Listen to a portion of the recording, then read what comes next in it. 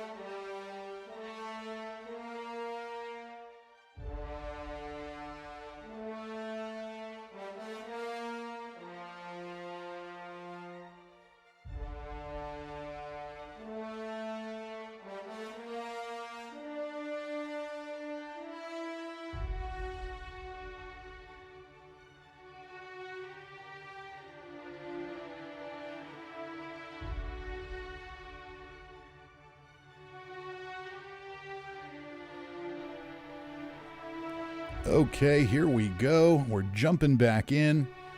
Twitter link is out there, and if anybody's watching and not following me on Twitter, you can. I promise at some point I'll actually even use it. So, let's get going here. And I see in the chat we got Diothian Gaming blasted out to the world. The dumb is back. Absolutely. Now, tonight, I spent some time today redoing my setup a little bit. My PC is a laptop, so I get a ton of fan noise from it, and it was really bugging me last night while we were running, so I hooked up an external monitor, moved it a little bit out of the way.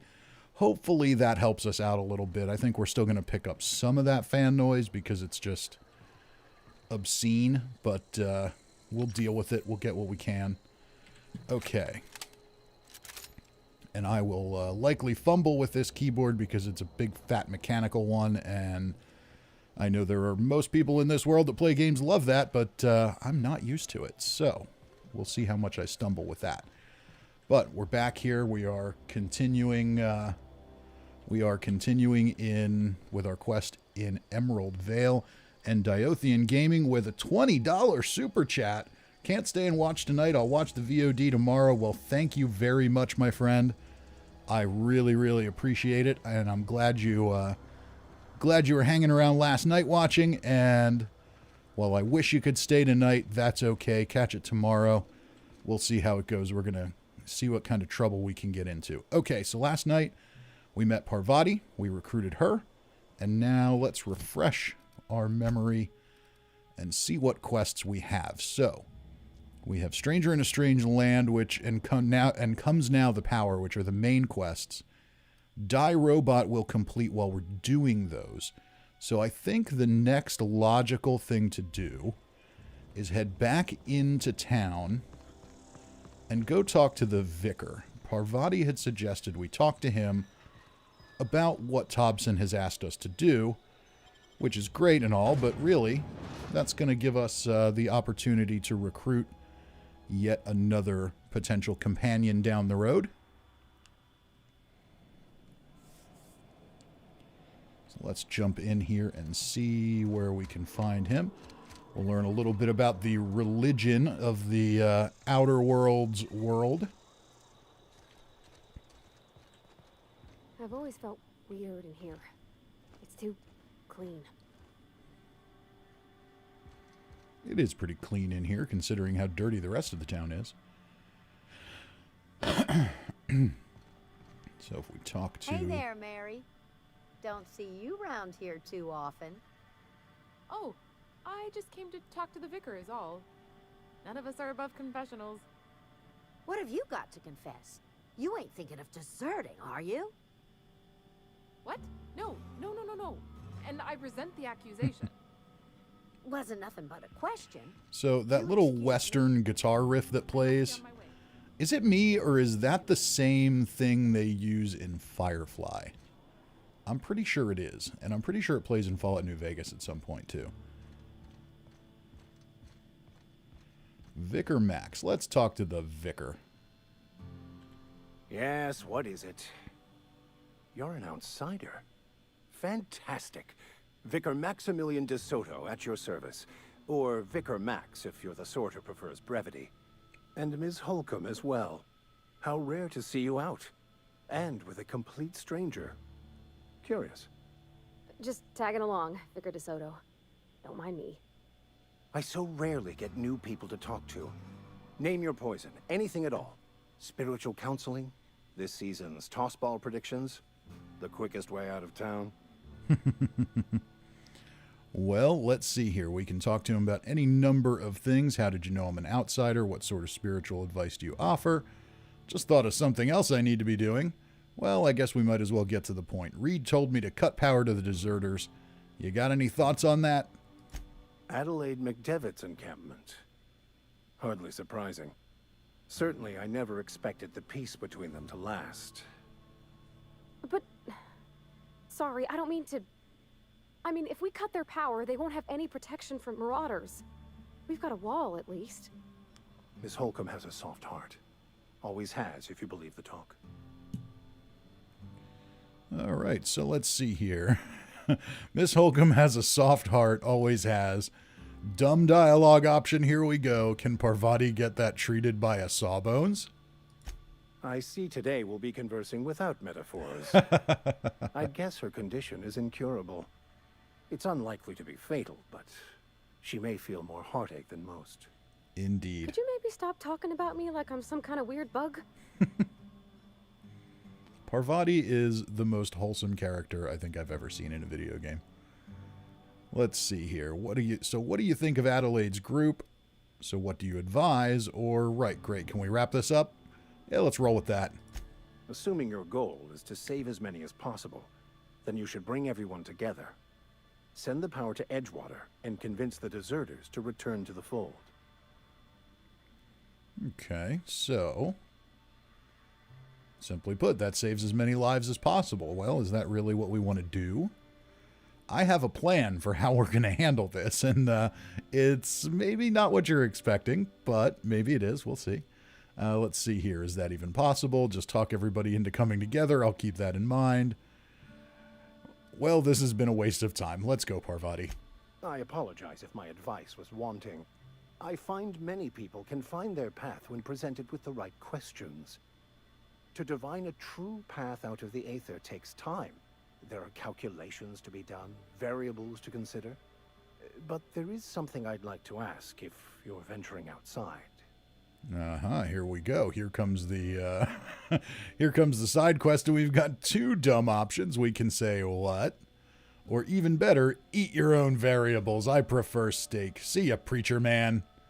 Okay, well, if we do that, we blow him off and we don't get his side quest. So as much as I'd like to do that one, we want his side quest. I want to recruit him, so let's just ask him what. One of the reasons I transferred here was to fulfill my duty in hunting down banned heretical texts. I happen to know such a book is, as we speak, tainting a collector's library in Emerald Vale. However, the collector's residence lies outside the town's walls. My retrieval efforts have been thwarted by marauders who have overrun the property. Should you fare better than me, I'd pay a handsome sum for the book. All right, bear with me here. I just realized that I didn't change the thumbnail for tonight's stream, so I'm going to do that while we're here quick. I think I should be able to do that while we're live. Let's see here. There we go. Much better. All right. Alan Page says, I'm playing this right now. Awesome. So you got yourself some... you got yourself Game Pass. You downloaded the game. Congratulations. I like this game. I think it's a lot of fun. I like that it's relatively short. I wish there was a little more exploration to do, but that's all right. So, let's see. Let's catch back up here. I was distracted. My retrieval efforts have been thwarted by marauders who've overrun the property. Should you fare better than me, I'd pay a handsome sum for the book. Dumb option. Handsome? What kind of weirdness y'all into around here? What? You seem the perfect type to go blindly into the wild on a suicidal quest. I'm looking for a journal, a handwritten book, with the name M. Bokonu on the cover. I'll pay you to find it. Okay. So, we can say, I'll look for your book. Why would a vicar be after a banned heretical book? I assume you'll want to burn it once you get your hands on it. I'll need to know a little more about this book before I agree to this. Let's go ahead and do that. We'll get a little bit of world-building lore in here. It's not only a beautiful relic of a bygone time, it's also the thoughts of an early thinker on the nature of man's place in the cosmos. Not many in this colony could understand its true value, should they ever read it. Okay, well, let's see here. All right, fine. I'll look for your book, Vicar Max. Thank you. If you retrieve it, you can always find me here. All right, so now we need to retrieve the journal. Now, earlier, last night when we were streaming, we went to a house and found a journal, or a notepad rather, about the journal, the notebook there, the book that he wants. So normally the quest will send us there to find that, and then it will also send us out to get the book itself. So the question I have is, do we need to go there? Okay, no, because we already searched the collector's domicile. We can just go straight to retrieving the journal. And do we have a fast travel point near there? It's not far from the community center, so let's fast travel there. And we'll go get it. So this should be fairly quick. Last night we got the bounty hunting stuff done. We met Parvati. We managed to screw up the side quest in the botanical garden and failed to bring back Zoe.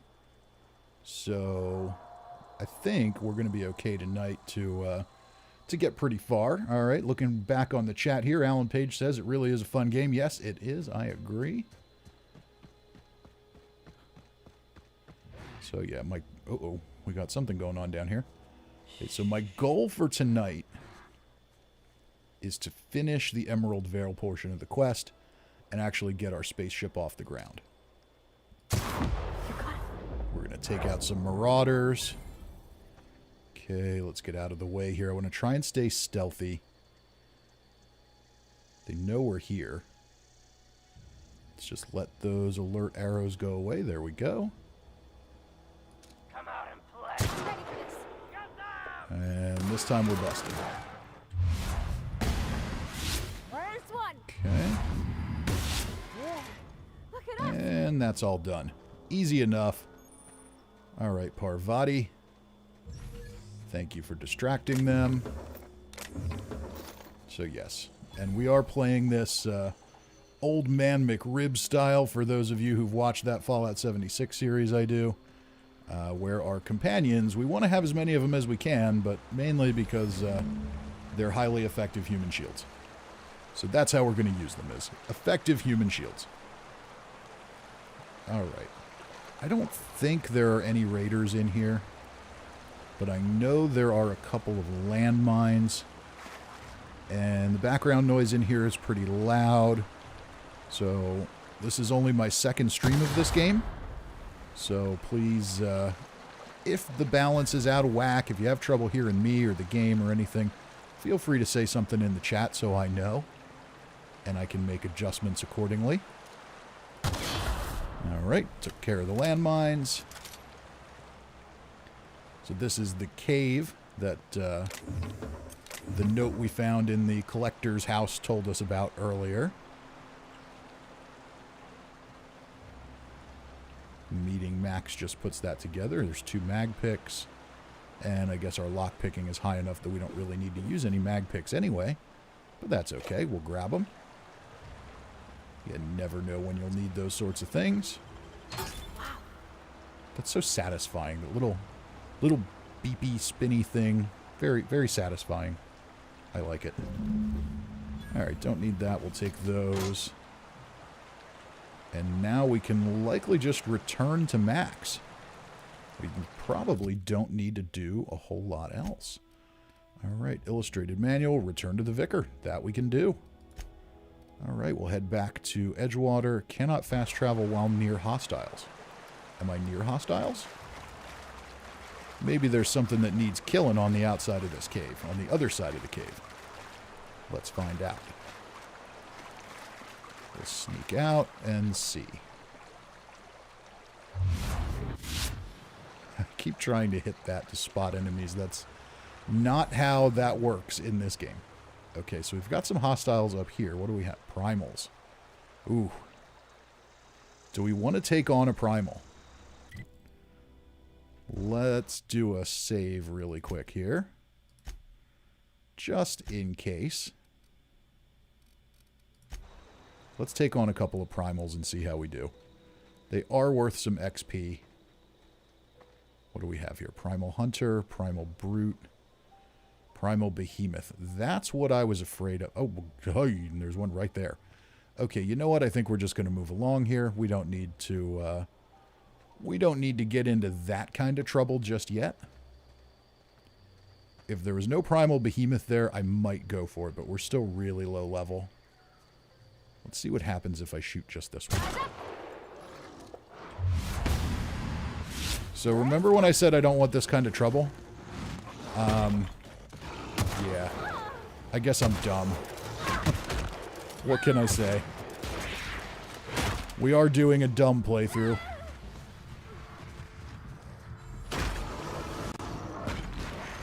That's not the weapon I want.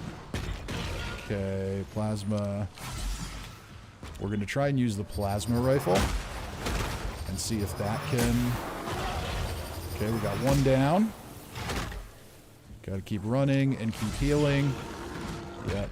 Fisty, Fisty, you have been dumb. This was a dumb thing to do. Uh-oh, now we have N-rays. Yes, this was stupid. This was stupid. Shouldn't have done this. Is it dead? Wow.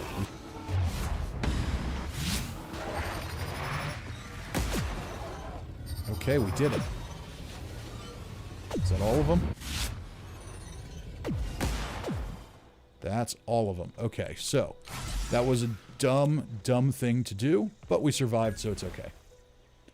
Grayson Carlisle in the chat says, I still have to play this game. It looks great. I think this game is a lot of fun. I've really enjoyed it when I've played through it before. And so much for fast traveling. We might as well just run right back into town.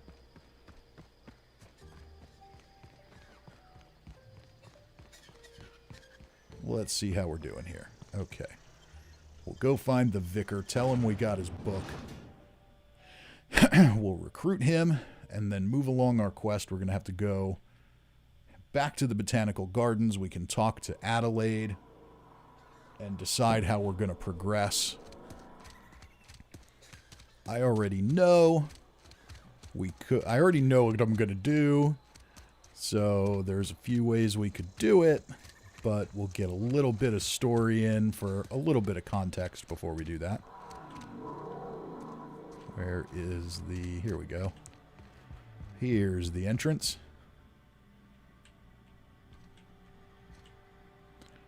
And I'm watching YouTube tell me that we don't have smooth streaming again.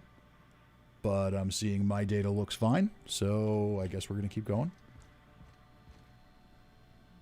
Any progress on that matter we discussed?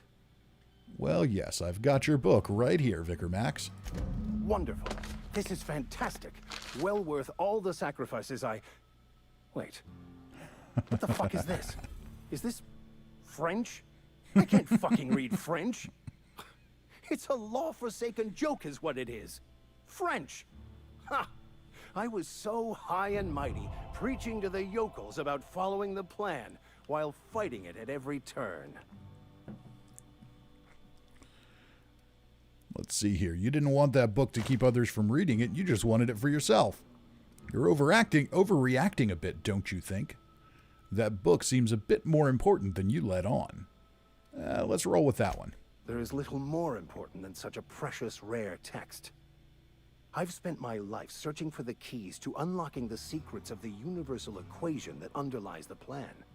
I had hoped this book held some of those answers. I became so desperate, I even got myself assigned to this plague-ridden backwater to find the damn thing. All the time and suffering I've spent. Wasted. Well, let's see here. What other options do we have? Speaking of plague-ridden backwaters, I should get going. This has to be some kind of cosmic retribution. Why did you think the book held the secrets you were looking for, or at least you still have your mission work here to give your life a meaningful purpose? Somehow I think we're going to get a smart-ass reply back here, so let's roll with it. Please. As if my life should have no greater meaning than proselytizing to a bunch of feeble-minded wretches.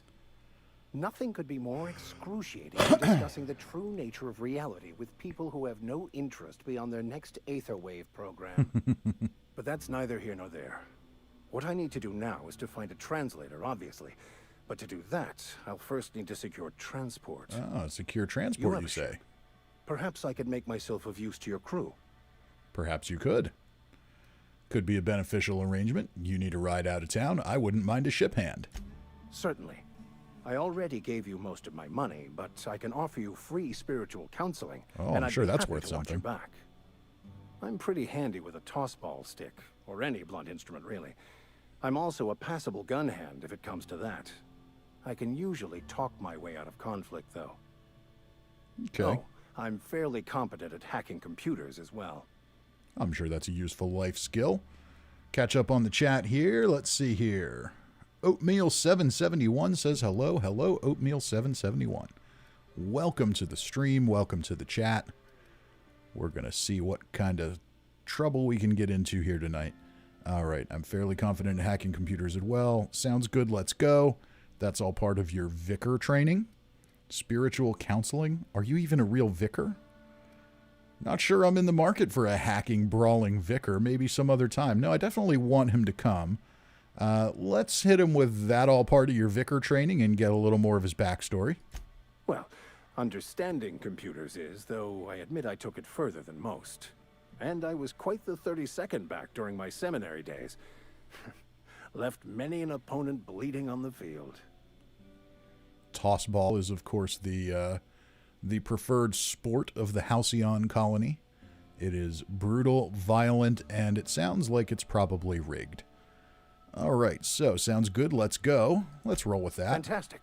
Let me get my things in order and I'll catch up with you. Edgewater's gonna miss you. Folk here always had good things to say about their vicar. Thank you, Ms. Holcomb. I'll be glad for the change of scenery and to leave this place behind. I shall see you on the ship, Captain, whenever you're ready to leave Emerald Vale. All right, we've got a new level up. That's great. Let's go ahead and see what we can take there.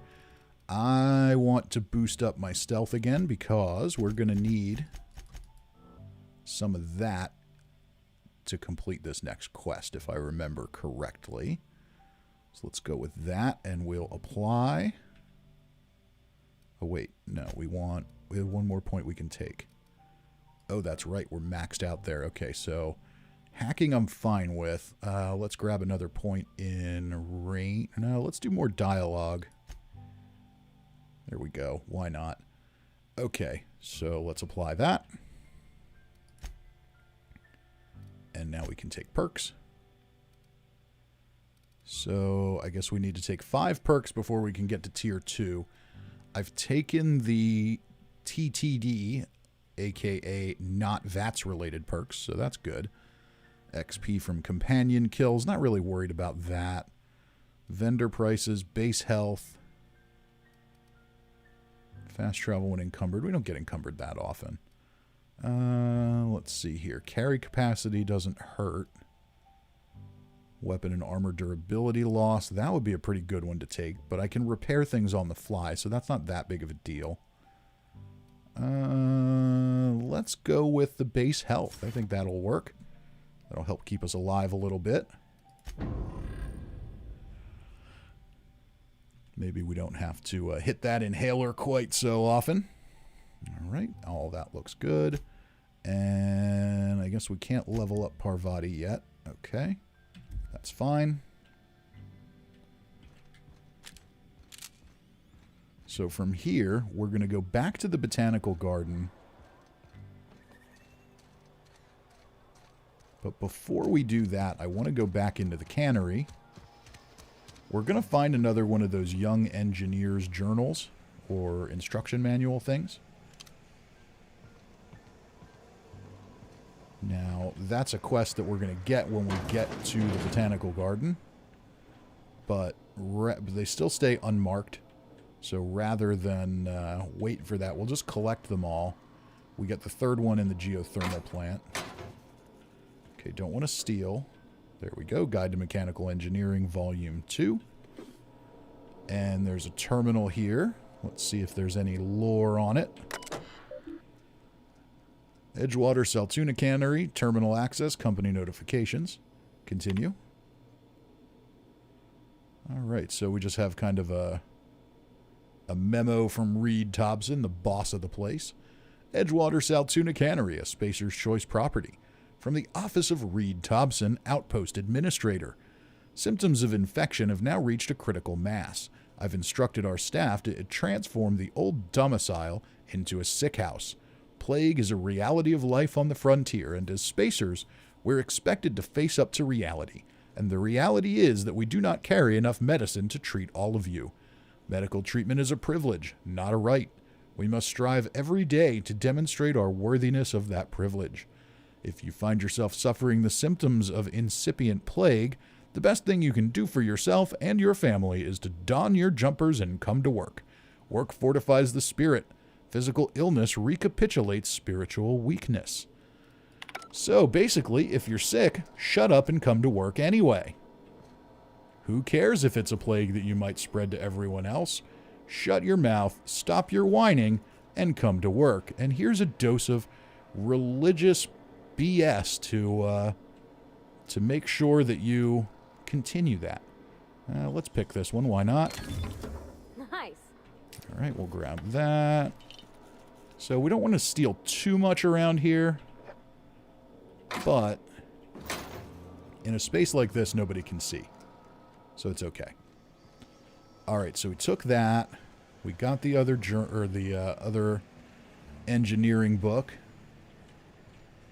So now we need to head back to the botanical gardens. Deliver Reed's message. Reed asked you to deliver a message to Adelaide and her deserters. Come back to town because he's cutting off their power.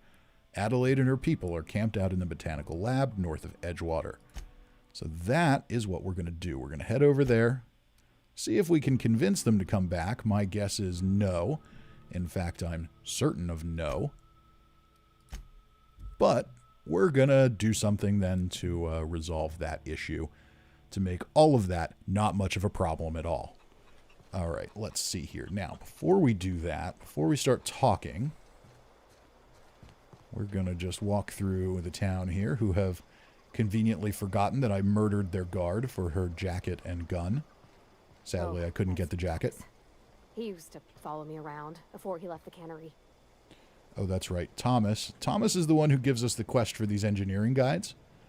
And yeah, I guess he had a little bit of a crush on Parvati. We're going to use this workbench, but we might as well talk to Thomas. Oh, didn't see you there.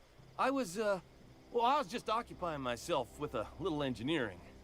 Oh, were you now? Whoa, Miss Parvati. Hey, you're, how are you? Hi. Hello. Just a little bit of a crush there. Are things safe out here? How are you keeping? Great, just great. I've been trying to keep stuff running, just like you. Only I'm not so...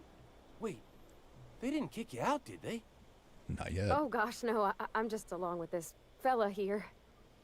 Are you from town? I mean, you don't exactly look like you're from town. I'm just trying to get my ship off the ground. Never heard it phrased in such a way before. Guess we're all trying to get our ships off the ground, ain't we? Sure. Sorry, just wasn't Read sure a little if you more were from into it. town or if you were one of us. Something's been chewing at me, you see. fact is, I've been, well, lying. To everybody here. Camp thinks I'm a mechanical genius, but I couldn't fix a busted chair. Well, so now that you've been lying to everyone for so long, why not just admit it to a total stranger and the girl you have a crush on? That's all good. It's all good, buddy. Engineering 5, never too late to start learning. I could give you a couple of pointers. You're lucky your camp's full of idiots. Why are you telling me this? Or maybe you should come clean then. I'd like to take the XP for using this speech check, but this is way too tempting. You're lucky your camp's full of idiots. They're not idiots. They're just trusting. I disagree. I got away with replacing the odd water filter or battery, but I can't keep this charade up. Time's come for me to learn my craft. All right. You ever heard of the Young Spacer's Guide to Mechanical Engineering? Comes in Indeed, a I set have. of 3. If I had my hands on one of those data pads, I could teach myself the ins and outs. Those are good. My dad kept a copy with him when he was working in the cannery. I know the old community center kept a copy. Should find another one back in town. If you could find me even one of those pads, I'd be greatly obliged. All right. Well, today's your lucky day, Thomas. I've got one of those data pads. No kidding. Really? Well, which one? Part 1. Oh, excuse me. All right. Part 1. I found it in the community center archives. Look at that. Building a computing machine out of Spectrum potatoes, a primer. I'm just glad it survived all these years. I appreciate you going through all that trouble. In All fact, right. I put aside something special. On the off chance that somebody'd search out those data pads for me. All right. We got a little money. Hold on, Thomas. I've got more for you. But wait, there's more. Well, don't keep me in suspense. Part 2. Found it in the cannery. Ain't that just ironical? If I'd worked a little longer back at the cannery, I might have found this myself. 2 whole data pads? Be still my beating heart. Oh, almost forgot your payment. All right. I'll let you know if I find any others, Thomas. Sure, I'd be glad to take them off your hands. All right, let's move along. We got that quest started. So there's one more in the geothermal plant. We'll get that and bring it back to him here in the end. But now we can go talk to Adelaide. Oh, that's right. Before we do that, I want to use this workbench. So what I want to do here is break some stuff down. All right, hunting rifle. That's not as good as the special one we have. And there's another one. Let's go ahead and break that down for parts. Blade on stick. We have a unique two-handed melee weapon. It's level 5, so it's not going to do a whole lot for us. Let's, is it worth anything? Not much. Let's break it down. Break down another hunting rifle, plasma rifle, bolter pistol. That I'm not going to use. And the auto mag pistol is kind of cool, and it's a decent level too. Okay. So we won't break that down. Repair. Condition 37%. Let's go ahead and repair that. And here's our plasma rifle. That's still pretty good. And our assault rifle, that's still pretty good too. Tinkering is going to let us... Oh, we can't do that yet. We have to upgrade our science skill to tinker. So that's important because that lets us level up our weapons. Okay, so... Light pistol. I don't need that. Can I break those down? No? Okay. Alright, well, let's look at armor. See how we're doing there. Alright, repair. That's what I want to see. I want to repair armor. Alright, 87%. I can live with that. I can live with that too. Okay, so we're done in there. I was hoping I could tinker with my stuff, but apparently not. Alright, let's take the auto mag pistol in there. And let's break down that. And we're not going to use this, so let's break that down too. Plasma rifle level 6. Plasma rifle level 6. Yeah, I think I'm just good with that. That's fine. And yeah, so this one, This is our special one that we got from the guard here that we killed. So we can break this down. And let's just look at armor. Cobbled exosuit tech skills. Okay, well, we don't really need that, so let's go ahead and break that down too. Get some more parts for repairs, should we need them in the future. So now, all right, we still need to talk to Adelaide. Let's go do that. And we're going to have to ask her about the gold teeth we found here that were supposed to be buried with Eugene. I wonder how she got her hands on those. Isn't that an interesting conundrum? It's so pretty. And I see we're getting some people filtering into the stream here. Hello, everybody. Welcome, welcome to everyone. Please feel free, say hi in the chat. If you have questions, ask them. I know normally on Tuesday nights I'm playing Fallout 76, but tonight I wanted to dive a little deeper into the Outer Worlds. We started playing it last night, and it was really fun, making evil and stupid choices. And there isn't really anything new going on in Fallout 76 this week. We're in between seasons, so I thought, well, you know what? I'm just going to continue with this. I'm having fun with it, so why not? All right, so this is Adelaide McDevitt. She's the leader of these people who have left Edgewater because they got sick of working for the corporation. Basically, they got tired of being slaves, so they left, and let's see what she's got to say. If you're hungry, there's meat turning on the spit outside. If you're bearing illness, find a place to lay your head down and I'll fetch you a poultice. Whatever your troubles with Edgewater, leave them at the gates and be welcomed here. Any questions, dear? Well, that sounds both very friendly and creepy. Here's our dumb option. Yeah, I've got a question. What's that smell? That'd be the garden, dear. You're standing in a garden. Also fertilizer, so mind your boots. Excuse me, Miss McDevitt? Sorry, it's just... You got such pretty trees in here. Why, thank you. You're Robert's girl, aren't you? I remember when you were but a sprout. Thomas speaks of you often.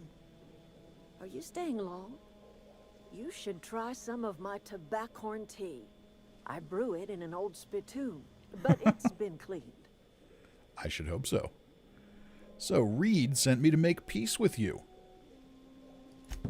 Reed Thompson? You here on behalf of that cold-eyed reptile? Let's hear it. What's Reed's idea of peace, then? Well, I mean, his idea of peace isn't as bad as that guy who's scared of robots. You know, the whole iron and lies thing that we heard last night. That was amazing. Can't wait to find an excuse to use that line in real life for something. So let's see here. Let's hear it. What's Reed's idea of peace?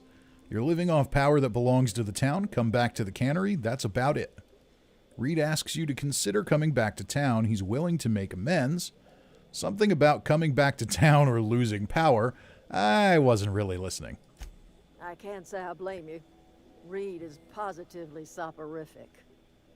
Like everything else that comes out of Edgewater, that peace offering is canned. I and my own are living just fine out here by ourselves. Catch back up on the chat here. Canaplex says, howdy, sir. You're doing awesome. Thank you for the entertainment. So, yeah, thank you very much for watching. I'm glad you're enjoying it. Cousin Todd's here. Does that mean I don't have to take notes tonight? For those who aren't here for the regular Fallout 76 streams, Cousin Todd, we all know, is secretly Todd Howard in disguise. And I don't know, Cousin Todd, this is a pretty good game. There's probably some things you could learn from it, so you might want to take a few notes. You might. Grayson Carlisle says, Cousin Todd, you never know. There might be a test tomorrow. Well, hey, there could be. We'll find out. Either way, notes or not, I hope you stick around and have a little fun with us here tonight. Okay, so back to the game here. Like everything else that comes out of Edgewater, that peace offering is canned. I and my own are living just fine out here by ourselves. Reed asked me to divert your power over to him. He mentioned a geothermal plant. He would do such a thing. The question is, why would you agree to his plans? Well, because I have a spaceship I need to get in the air, and once I do, I'm going to fly away and never have to talk to any of you again. So really, I don't have much reason to care about any of you. Your camp has a power regulator. I need it to repair my ship. My reasons are my own. Let's roll with number 1. We can be straight with her, I think. Cannery's got a regulator. You want ship parts, you ought to rip them out of the cannery's guts and leave us be. If you're going down to the plant, you should divert power away from Edgewater and toward our end of the grid. Think about it. You'd be liberating an entire town from a lifetime of service to that odious cannery. Seems the sort of thing a hero would do. Ah, I hear you. I see you're stroking my ego. Uh-huh, yeah, there might be something to that. I'll consider it. What have you got against the town? I'm not looking to get mixed up in your problems. I just want to fix my ship. A hero to you, maybe. Wouldn't be much of a hero to the people in town, now would I? What have you got against the town? You've seen that miserable excuse for a town with your own lamps. Hollowed out workers laboring their lives away at the cannery, living off whatever scraps Spacer's choice throws them. You know that's true, don't you, Ms. Holcomb? Your father died of overwork. His heart gave out. He was tired all the time, sure, but he was old, ma'am, and he raised me all by his lonesome. Look what they did to this child. Lost her family to the company, and still she defends them. Yeah, that's pretty bad. You've made your point clear enough. I'll see what I can do. I don't much like you throwing that in her face to get me on your side. That's fair, too. What do you have against people trying to make a living? Let's say I help you. What happens to Edgewater? Life in Edgewater grinds to a halt. The cannery shuts down, workers desert in droves, and our own little camp grows and thrives. Does it now? So now, we get to ask the real question. You want to tell me what these gold teeth are for? For those who weren't here last night, as we explored here, we found some gold teeth before having a conversation with her. But as we explored Edgewater, we also found out that those belonged to a guy who died and was buried in the cemetery. So it's kind of odd that those gold teeth have managed to get here. We also know that from talking to the junior in humor, which I don't think I actually pursued that level of the conversation last night, but if you dig into it a little bit, there's been a problem with bodies disappearing from that cemetery. And they assume that it's marauders, but let's find out. You want to tell me what those gold teeth are for? Haven't you ever seen a novelty paperweight? Uh-huh. Dumb. How dumb do you think I am? You asking me rhetorically? Whatever absurd accusations you have churning about in your mind, I assure you I have heard them all. Reminds me of this guy I heard about. Someone named Eugene. He had gold teeth. I remember a Eugene. Pleasant enough boy. Whatever happened to him? From the looks of it, you killed him. I never said anything happened, or we can tell her straight up, Eugene shot himself. From the looks of it, you killed him. Do I look physically capable of harming anyone? Well, you look healthier than the people in Edgewater. Wrong. The teeth were harvested from a body that went cold long before my tools ever touched it. Uh-huh. Gold does not decompose. The teeth had to be removed. And while I am no licensed dentist, I should think I did a fair job of it. So, so science 10, the smart choice here, which is accurate. You're using decomposing bodies to fortify the soil and help your crops along. Or dumb, I knew it, you people are cannibals. We're not cannibals, dear. I don't eat corpses. I just use them in my fertilizer. The crops I grow here are natural, nutritious, healthy. My garden does more than fill the bellies of my flock. It keeps them from falling ill. Uh-huh. Let's see here. What do you mean by that? You seem pretty calm for someone who just admitted to grinding up corpses for fertilizer. The Vale's barren. Been that way for years. Soil's been sterile about as long as I can remember. But you found a way to grow something. All I did was follow nature's own way. Death is essential to life. When the spirit leaves the body returns to the earth from whence it came. What remains is a carcass moldering neath the soil. Decomposition is a natural process, essential to new life. All life feeds on other life. Okay, then. Well, let's see here. Well, before we get on here, Cousin Todd says, does this game have a cannibal perk for snacking? Unfortunately, no. I am trying to do a bit of an old man McRib build here, but sadly, we do not have a cannibal perk for snacking. So, back to Adelaide here. All life feeds on other life. You've been quiet, Parvati. Do you have an opinion on this? She's using your friends as fertilizer. Oh, I don't know. If it was me, I'd be glad to volunteer. Keeping others alive, that'd be a beautiful gift to leave. But none of the folk you used had a say. You didn't ask, ma'am. And what about my dad? I talk to his grave every Saturday. Is he even there? Robert is just where you left him, dear. He died too long ago. By now, he's naught but a skeleton. All right, well, I need to think about this. I'm glad I didn't eat before talking to you. I still think you're crazy. Whatever you say, my dear. All right, I think we're done talking. We got the information we need. So now we have a choice to make. How do we get her to go back? I wonder if there's Anything another else I can do dialogue for you? option if we restart here.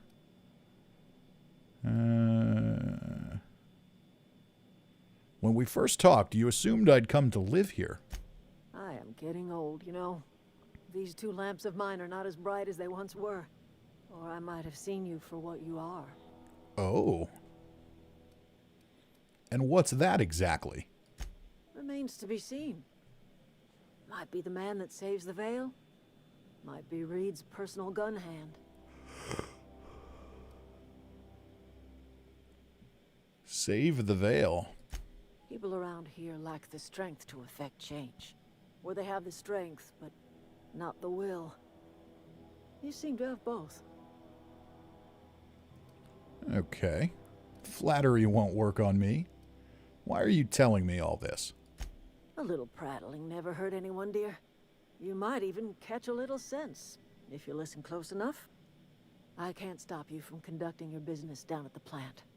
I just want you to know that if you take our power away, you will have brought an end to our way of life. Maybe it deserves to come to an end. You could always continue your way of life back in town. Reed's making an offer in good faith. You should consider it. If you think Reed does anything in good faith, then you are asking to be lied to. Back to our stream chat here. Powder Ganger says, evil playthrough, question mark. Yes. We're not going to be blatantly evil.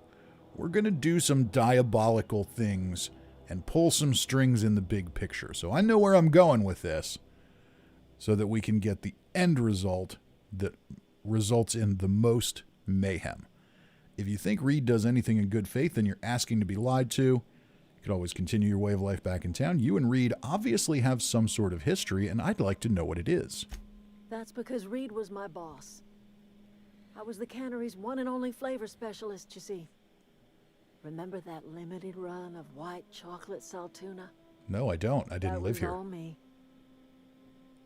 I was a popsicle in space. But there's obviously more to it than that. My son worked in that cannery. When the plague started coming, he was one of the first to fall sick. We had a store of medicine locked away, but Reed refused to treat him. Said my boy didn't deserve treatment. Said the medicine would have been wasted on him. Uh-huh. So I buried my boy in the cemetery, gathered my belongings, and left. That's as much of the story as you need to hear. Guessing Reed has his own side of that story, but it does sound like he's a giant dick. I could not possibly care less if he does, but you're surely welcome to ask him. All right, we've talked enough. So now we know why she doesn't want to go back to town. Let's go back. We're going to head back over to Edgewater. We're going to talk to Reed again and find out his side of the story. You know, it's easy to look at it. We did find that terminal in Edgewater that talked about medicine and how they don't have enough of it to go around. It's easy to look at it and say, oh, well, her son was sick. You didn't give him medicine. Therefore, you're a monster. But if there isn't enough of it to go around, to be fair, giving it to him means not giving it to someone else. So what's the criteria for who gets medicine and who doesn't? Just keep working.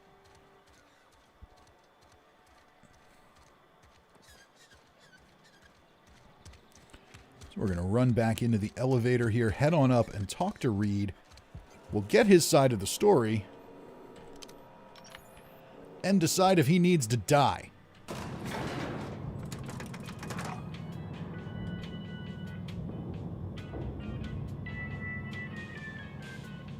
What do you think, Parvati? Going to put a bullet in your boss's head? It's doable. I can do it. Yep, here he is. Here's Reed Thompson. My offer remains standing should you reconsider. I want to talk to you about something. Go ahead. What makes you think? You seem pretty fixed on bringing Adelaide back to town. We need to have a word about this plague. Can we not? Talking about unpleasant things always gets my bile up. Okay. Always gets your bile up. I love some of these old-timey English phrases. How long has this plague been happening? That I cannot say. There was no moment when the plagues began.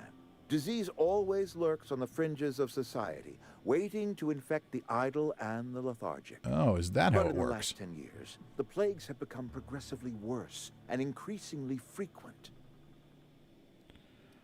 You should have developed an immunity after repeated exposure to a single strain of contagion.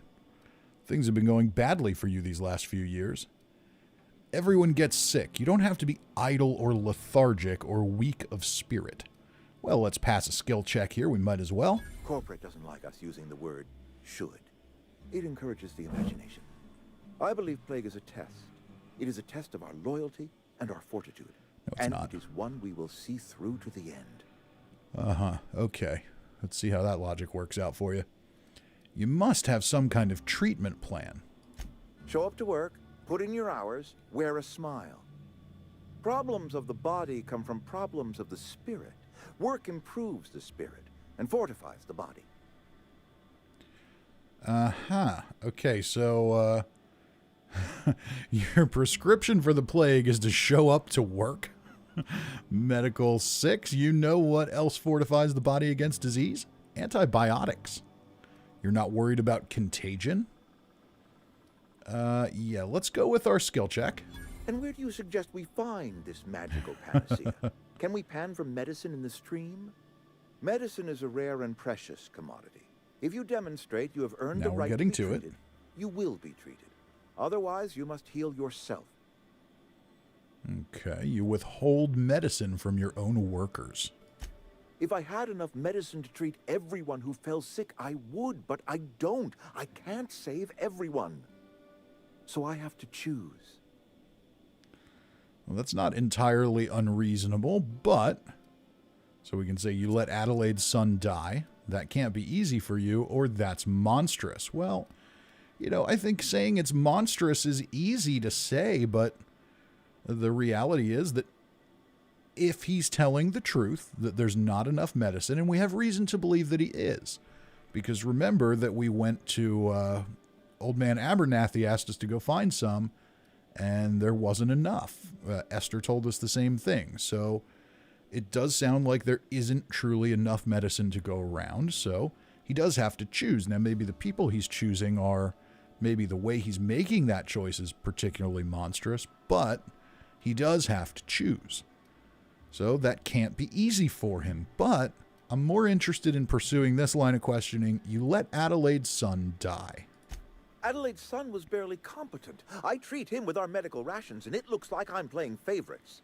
Indeed. Now, I will not pretend to understand the suffering Adelaide must have felt on account of losing her child, but she is not the only one to have felt such suffering. I wish she had stayed with us. Adelaide left us when we needed her most. Okay, let me ask you something else. Go ahead.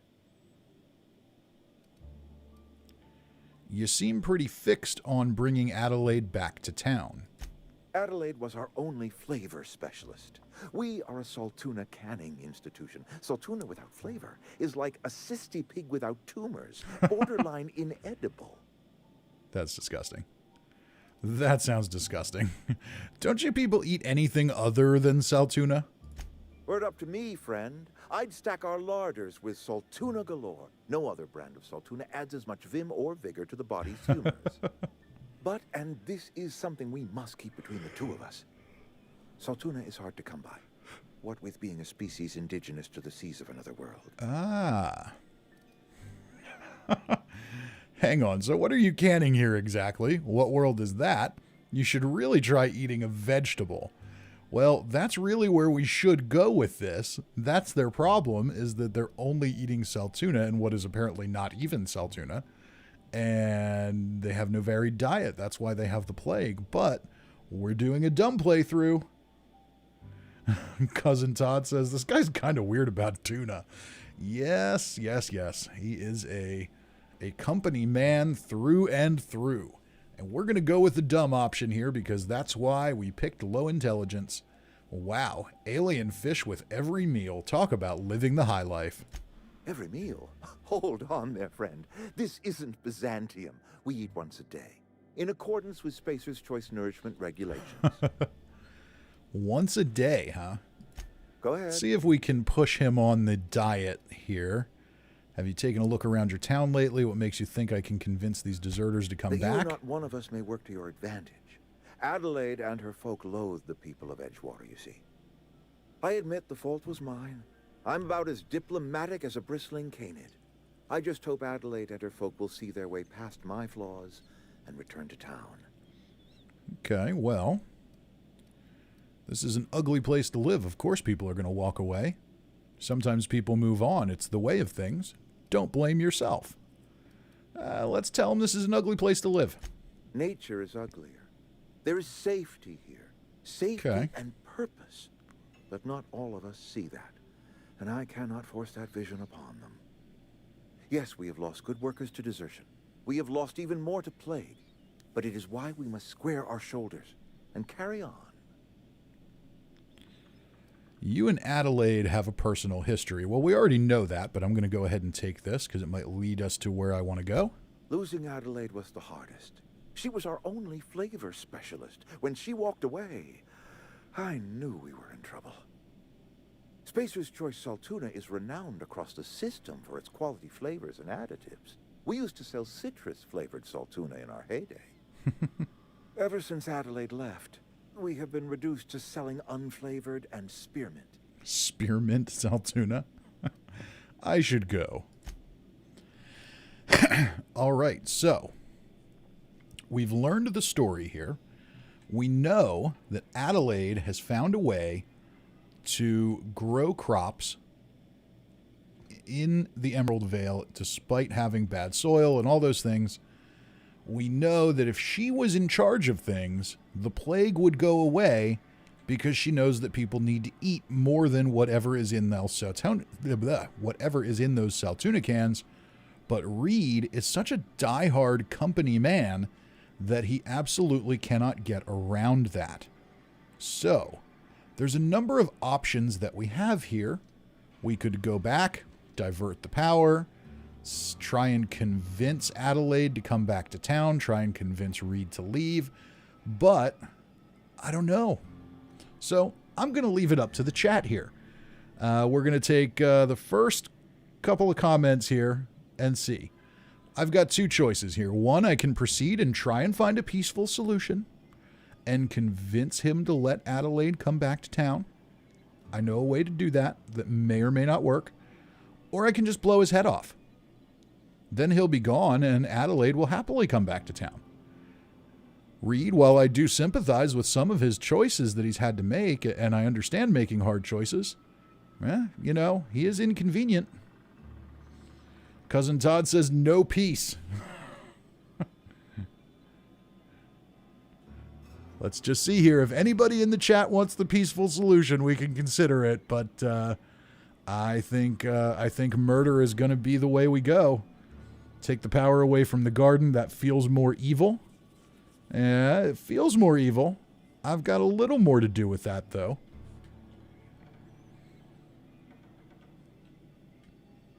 And I know this, I know I've got a little bit of a delay here before people get into it.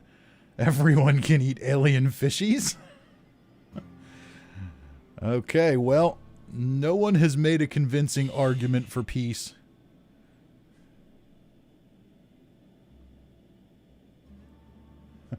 Rick Ward says kill all of them. Well, I'm not going to kill all of them. At least not yet. Alan Page, no peace was never an option. Well, as we go here we go. And Parvati, sorry. Are you out of your mind? But you're not going to like this. You just killed him. You just killed him. Killed who? I know, it was great. What are you getting upset for? I just did you a favor. Killed who? Mr. Thompson. Reed Thompson, you know, my boss. I can't. I need to leave. I need to get away from here. I need to get away from you. Uh-oh. Oh, no. I don't have the... I might lose her. I don't have the determination or inspiration. But we've got a dumb dialogue option. Look, I didn't mean to kill the guy. Sometimes I just get confused. You can't help yourself, huh? Took a couple knocks to the cranium. I get it. Let's just move on. I can forgive myself if I let you loose upon the veil unsupervised. There we go. What was that? Uh-oh. Incoming! Well, I guess we'll just have to That's the last of them! finish the job there. All right, well, Reed is now dead.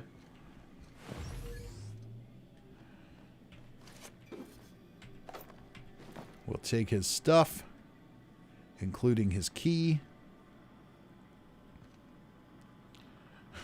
Achilles 377 says nuke it. Oh, wait, wrong game. Grayson Carlisle says kill. That's what we did. He is done for. I do sympathize with him. I understand that hard decisions have to be made. But getting him out of the way seems to make sense. Now we're going to go ahead and we got another power armor suit.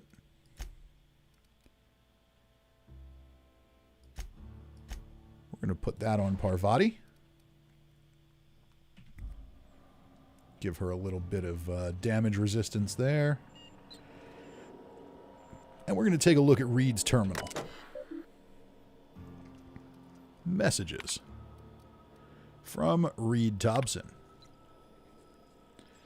In case of my death, to whom it may concern, if you're reading this, then I am no longer the outpost administrator for Edgewater.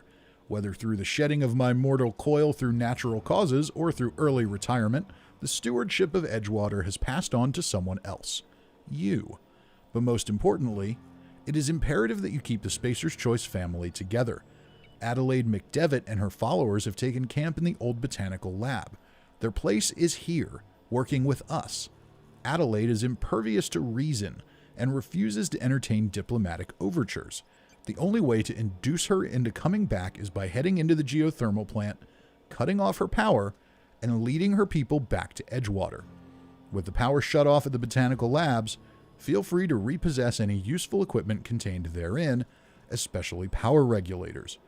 P.S. If you do restore the power to Edgewater, would you consider mentioning my name in the profits report? A little posthumous credit couldn't hurt. Terminal password, Spacer Thompson. Okay, we'll go back to messages, and we have one from corporate. Subject Edgewater's walls. Mr. Thompson, your request for additional building materials has been denied. The walls around Edgewater were built 30 years ago by your predecessor. Any alterations, expansions, or repairs to this wall must be signed and approved by your predecessor. If your predecessor is unavailable due to incarceration, re-education, or death, it is your responsibility to obtain a last will and testament demonstrating your predecessor's intentions. So we've got bureaucracy run amok. And that's part of the problem here is Thompson, even though he is, in the end, maybe a little bit sympathetic of a figure, he was so blinded by bureaucracy that he couldn't do the right thing and help keep his people alive. So let's now head back to the Botanical Garden.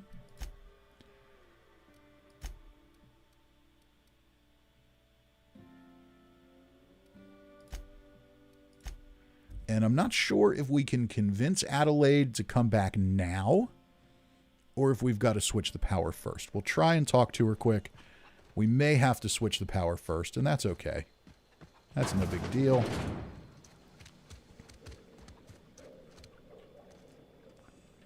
I'm listening. Okay, we got to go to the power plant first.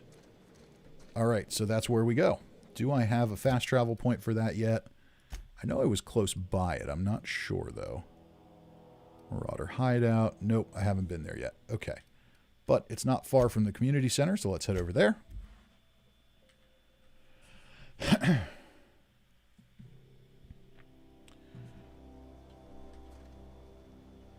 We'll head in here.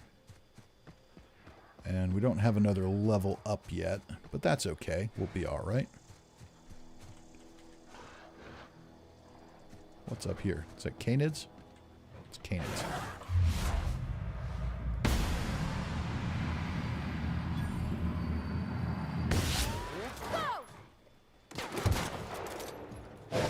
Uh-oh.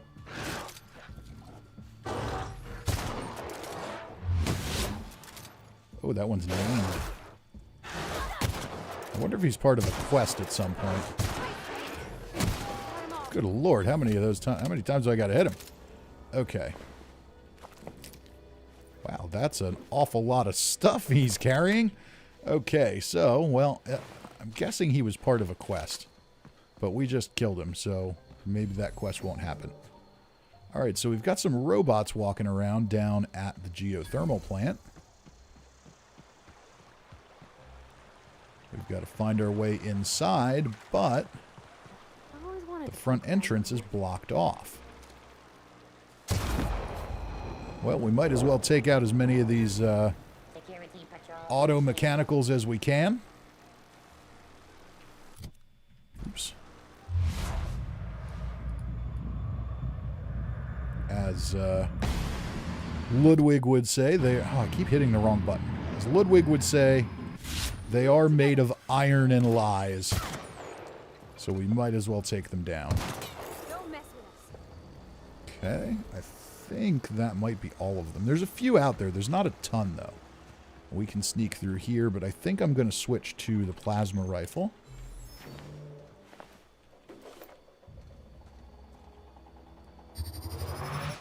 Here we go. We did it. We got him. Just because it's a little faster than the hunting rifle. So, let's see what's in here. Got some dead guards. Don't need the light assault rifle. Let's hack this terminal and see what we've got. Okay. Disarm security fences. View recent logs. Security logs inaccessible. Scheduled security updates to this Spacer's Choice facility are critically overdue. If you're a member of the Spacer's Choice security detail assigned to this location, please turn in your identification for immediate reprimand. Failure to do so may result in an immediate reprimand. You've got to love the corporate ineptitude of this world. It's only slightly exaggerated by the corporate ineptitude of the real world. All right, so now we need to get inside here. Saw the chat go here. Cousin Todd says, sounds like my workplace. Oh, Cousin Todd. Uh-oh. Get ready.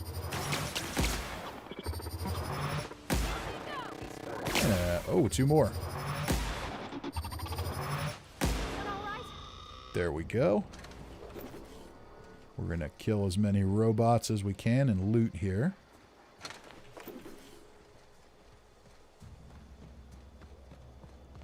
And there is another doorway here. I never took this doorway in. Let's go ahead in. Let's head into the geothermal plant.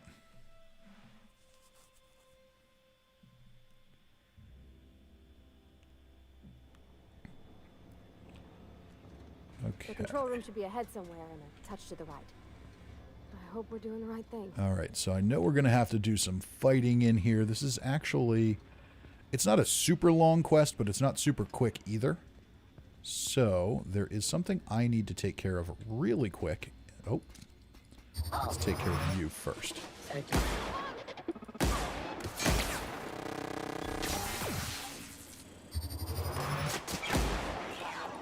Cosmetic damage is not covered.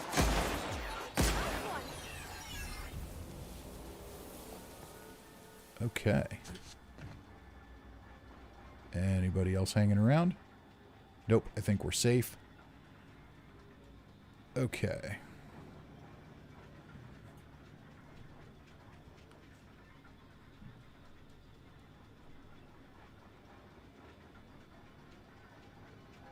And that's what I thought. I don't have...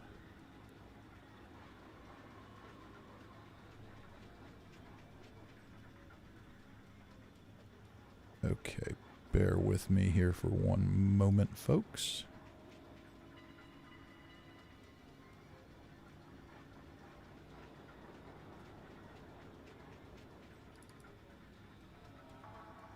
Try to have this stuff set up so I can just tab back to it. Give me 1 minute here. I just need to follow up on something really, really quick.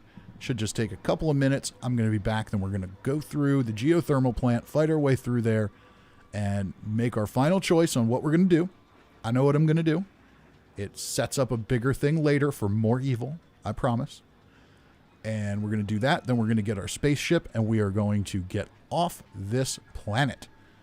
Bear with me for a minute. Please do talk amongst yourselves in the chat. I will return in just 2 or 3 minutes.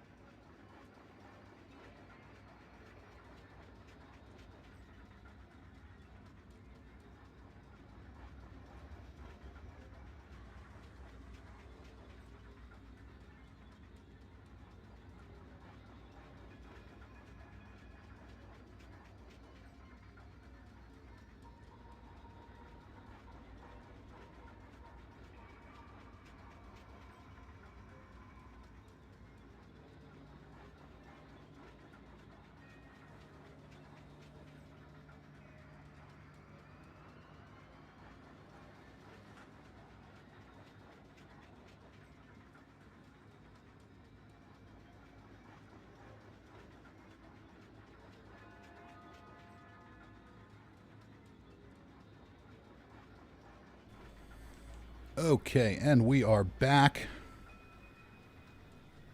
Let's jump back into the game. And I'm sure some of you know how it is. You're off work, but your boss needs you to follow up on something anyway. So we did that. That's out of the way. Back to the game. Okay, so now what do we need to do in here? We need a couple of things. So the die robot, we need to retrieve a logic module. Let's do that first. I'm pretty sure we have what we need to do that.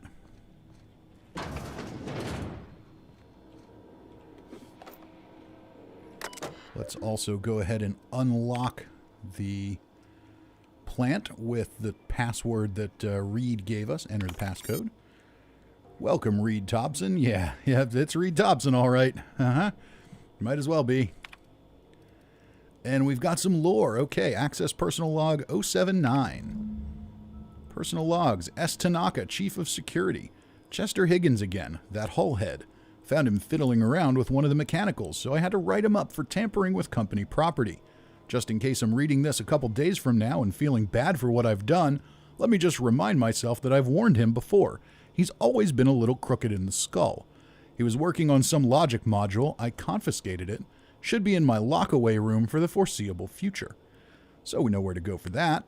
Access personal log 087. S. Tanaka, Geothermal Security Office, Chief of Security. Doesn't sit right with me. Company's been replacing our guards with auto mechanicals. At this rate, I'm going to end up a Chief of Security with no staff. Just a small army of mechanicals knocking about. Guns pointed every which way. Company tells us they're safe, programmed to treat us humans like their own. People are liable to break down, but an auto mechanical never will. I don't know, doesn't sit right with me, but the company's never been wrong before, I suppose. Okay. So, yeah, for those of us coming from Fallout 76, the automation thing is, that's just hits a little close. We know that doesn't always end well. Personal log 098. Worst has happened. Mechanical's gone crazy. Uh-oh, was Ludwig right? Locked myself down here just trying to gather my courage. Gonna make a mad dash for the control room. Might be able to shut things down. Will delete this entry if I ever return. Well, sounds like he never made it back. Access automated message 006. Greetings, Security Chief S. Tanaka. This is an automated message initiated by Spacer's Choice Worker Safety Contingency Protocols. A security lockdown has been initiated. This is not a test. Your behavior during this lockdown will be reviewed during your quarterly audit. Anxiety is a common side effect of life-threatening situations engendered by security lockdowns. Fight back against anxiety with an ice-cold bottle of Zero G Brew. Zero G Brew, an ale that's good for what ails you. So even here, we've got commercials. All right, so we've unlocked the plant, and the security chief's lockup is right across the hallway here. Let's loot what we can. Okay, so we don't have high enough lockpick to get in here. Okay, so let's see what we can do here.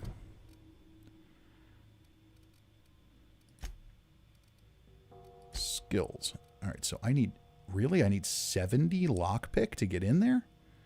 So if I take off this and replace it with one of these. Tech skills. Is that? Maybe. Character. All right, so that has me at 57.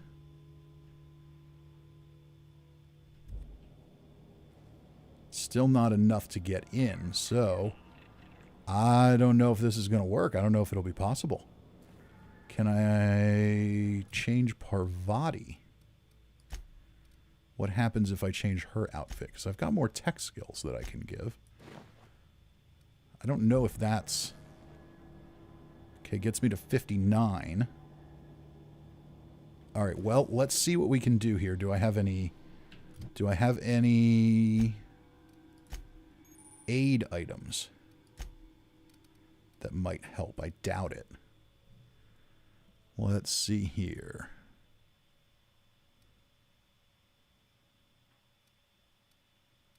Any kind of Mentats equivalent.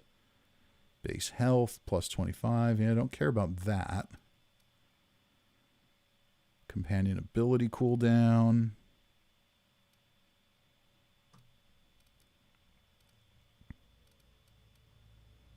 Movement speed. Fish sticks. Fish sticks. Okay. I don't think I have anything here that's gonna boost that. Mind attributes +1. Let's try that.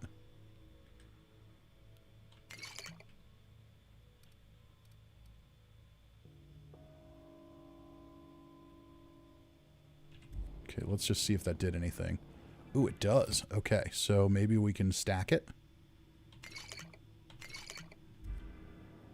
Nope, still at 64.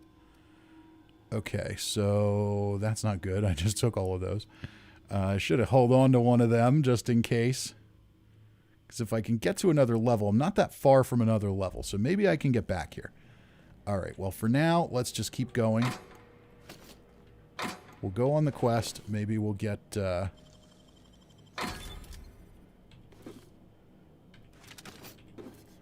maybe we'll get a level up and we can get some more of what we need here. Okay.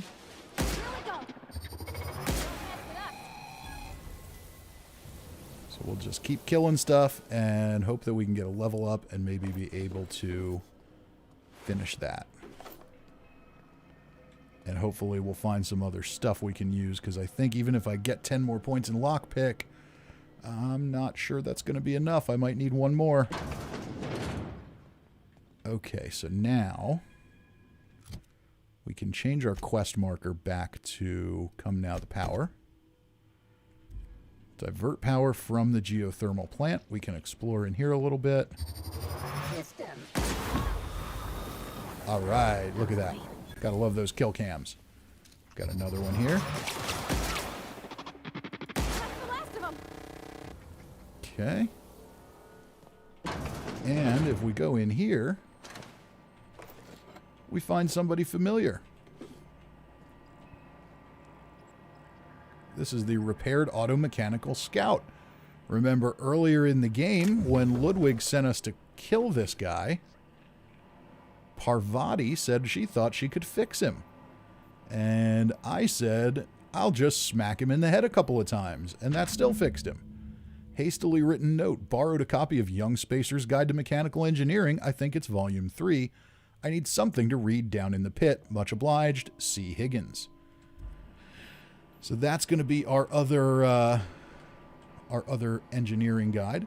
But let's talk to the mechanical scout. Self-diagnostics complete. Navigation systems operational. Combat systems operational. It's not the best choice. It's the Spacer's choice. Catch back up on the chat here real quick here. I should have done that when I jumped back in. Let's see here. We've got a whole bunch here. Okay, so Rick Ward says nuke the planet. Well, I don't think we could do that. Elevator music playing. Cousin Todd, not sure I made it this far in the game. Never finished it. Maybe managed to leave the starter planet. It's been a while. Yeah, I really like this game. I've played through it a couple of times. It's cool. Grayson Carlisle says playthrough's fun to watch. Narration is entertaining. Thank you, Grayson Carlisle. Need to catch the Fallout 76 streams. Yep, we'll be back with those in either next week or the week after. As soon as a new season starts or there's a new seasonal event or something to do. Let's see here. Achilles 377, fun game. Wish it had a little more exploration. I agree with that sentiment. Shadow Dragon says, hi, Fisty. Hi, Shadow Dragon. Welcome to the stream. Grayson says, nothing like being drunk in combat. Achilles says, it gives you strength and max HP. Yeah, also your companions, consumables. Yep, so we're figuring some stuff out here. All right, so you made it out of that junkyard, we can say to the repaired auto-mechanical scout. All systems fully operational. Return journey successfully completed. Spacer's Choice would like to thank you for complying with your duties. All right, this is kind of odd. Why aren't you attacking me? Hostile actions towards Spacer's Choice mechanics are contrary to logical directive. Conclusion: all hostile automechanicals must be defective in Sounds about compliance right to with me. Spacer's Choice policy. All defective automechanicals must be permanently dismantled. Please allow me to assist. Okay, so let me get this straight. You want to help me destroy other mechanicals. Affirmative. Mechanicide protocols. Mechanicide? Awaiting confirmation. All right, confirmation granted. I like the sound of that. Go do your thing there. We've got a terminal here we can check out. Let's see here. Repair bay. Access repair log 0012. Corporate just sent a team of technicians to conduct a complete refit of all our mechanicals. Every sentry and drone. It's not my place to say so, but doesn't this run contrary to the Spacer's Choice mission of being as cheap as possible? Just in case I'm audited, I would like to formally express how grateful I am to be a part of the Spacer's Choice family. Spacer's Choice is the leading brand in affordable sundry across Halcyon. It's not the best choice, it's the Spacer's Choice. So he's tried his best to be on board here. Mechanics log 20. Just finished a routine maintenance on our mechanical sentries. I found some strange modifications to their logic modules. I haven't had time to run a diagnostic, so I don't know what's been modified. All I know is that these modifications were introduced in our recent refit. Company went through the trouble of refitting every single mechanical in the plant not long ago, guessing this was the work of those visiting technicians. I filed a report, but my supervisor told me not to worry about it, said the company knew what it was doing, ordered me to forget about any alleged modifications to the logic modules, decided to do a bit of sleuthing by my own self, got my hands on a logic module, time to do a little experimentation. So, when they refit everything, they made some changes to the logic modules of these mechanical guards. Level head. Ooh, what does that do? Is that going to get us what we need? Tactical time dilation. It doesn't give us what we need for our lock picking. Oh well. Alright, so we'll get sneaky again. Well, we'll get sneaky when we need to. So what's next here? We need to keep exploring a little bit.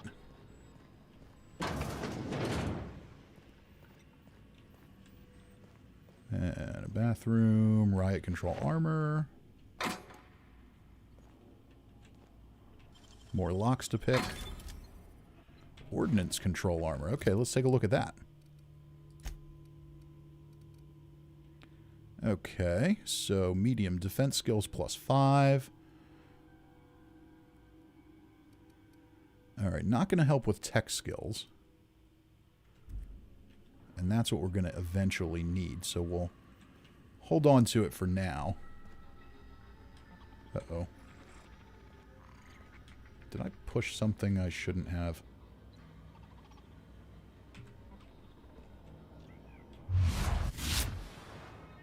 Sure. All right, I'm on the move. That's not what I want.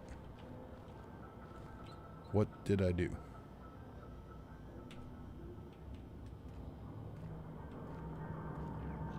No, just leave me alone. Why can't I sprint? Oh, maybe I'm overweight.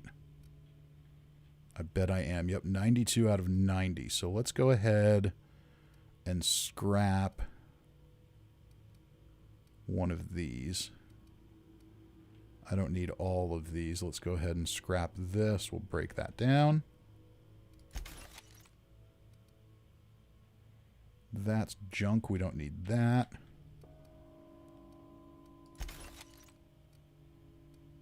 Okay, good enough. That gets us underweight, but we're still really close. All right, shock cannon. I'm not going to use that, so we're going to break that down. And this assault rifle. It's no better than the one I have, so break that down too. All right, that gets us underweight again, and we heard somebody talking to us down here. So let's keep exploring.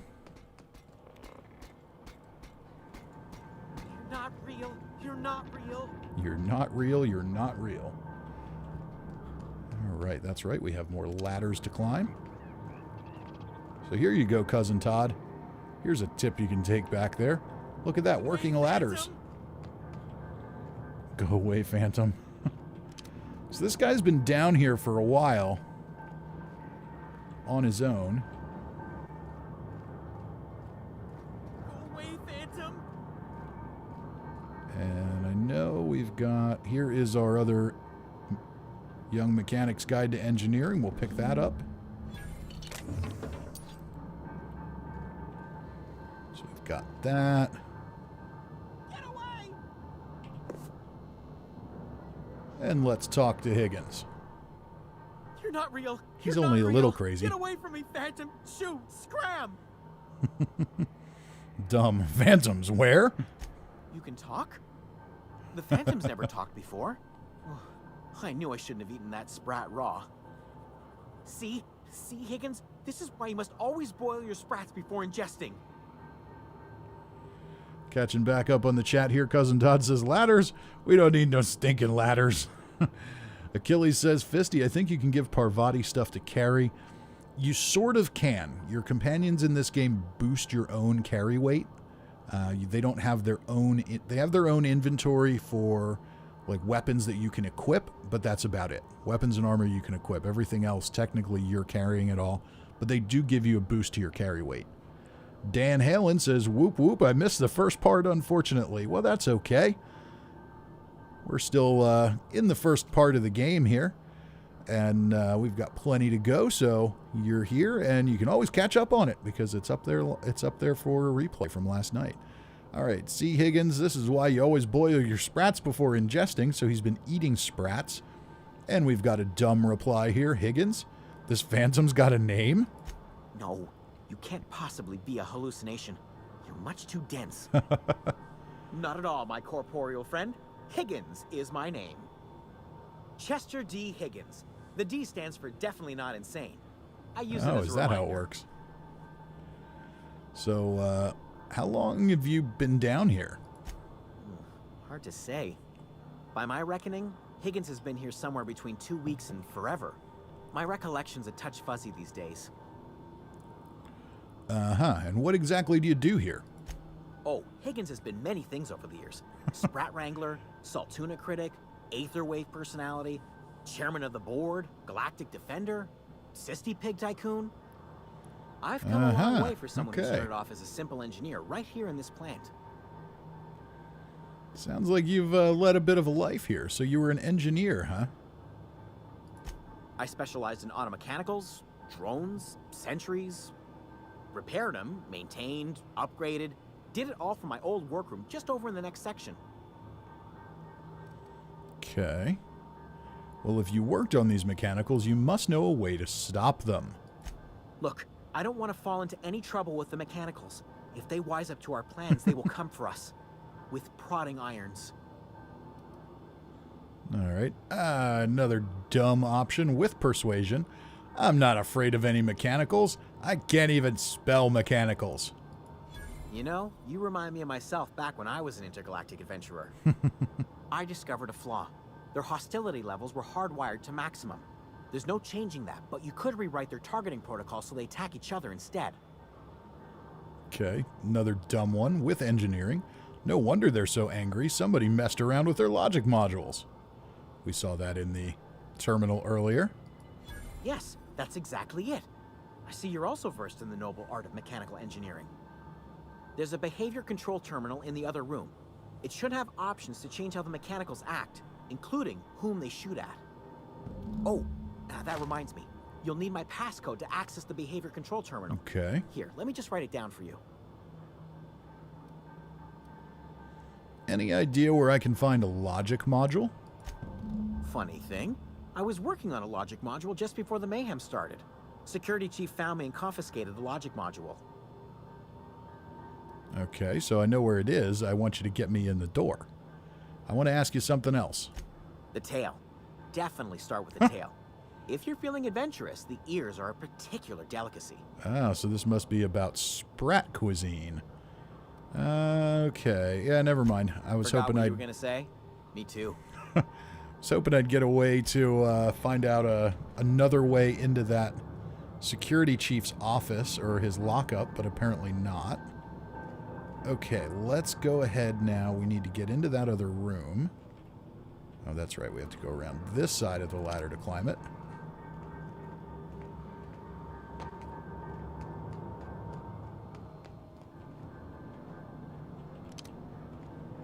We'll just make our way out of here. Oh, maybe that's his office there that he was talking about.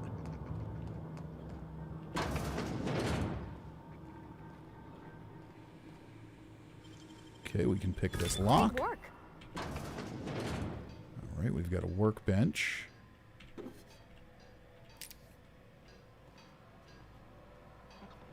Well, I don't really need a workbench. Mind the steam. You're liable to get scalded.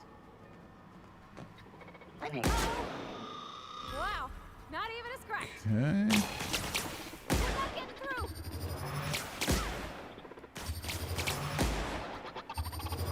Doing all right? You took one down. All right. And this is convenient here. Eventually, we're going to need to run around here and flip these switches. So here's one. We might as well just flip it now. Save ourselves a little bit of trouble later.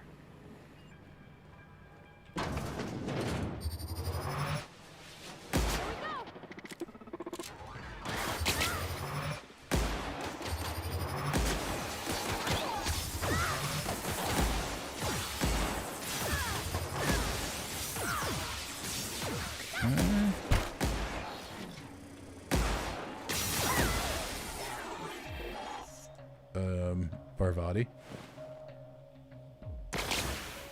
She'll get back up eventually. I'm sure she's fine. She just likes to fall asleep occasionally. There's a level up. That's good. Do we have any other mechanicals? See, there she is. She's fine. Okay, so now we need to try and bring up our lockpick skill.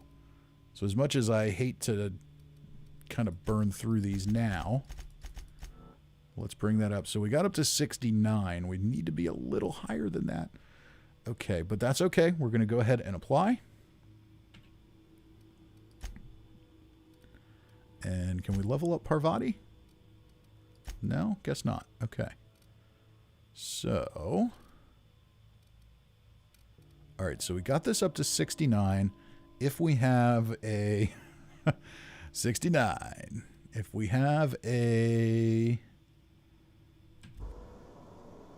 consumable that we can use to get us up higher, we will, because we might need that. And unfortunately, I tried to stack those and it didn't work. So hopefully I've got something that I can use. Let's just keep running around here. There's another switch to flip. We know we're going to need to do that eventually. A couple of barred doors.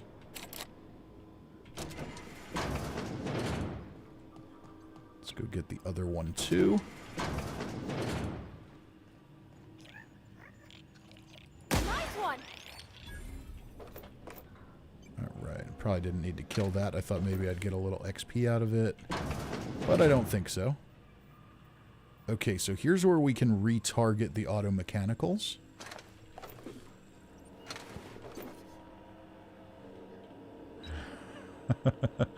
So everybody's in the chat. Nice. What number am I thinking of? Uh-huh. Yep. Gotta have some fun with it when we can. All right. So we're in here. Modify behavior. Select new target. Select new mode. Can't select a new mode because they've been modified by corporate. Select new target. Define intruders. Define intruders as Spacer's Choice Auto Mechanicals. All right, so that's good. We did that. So now they will attack each other. Let's see what else we can find in here.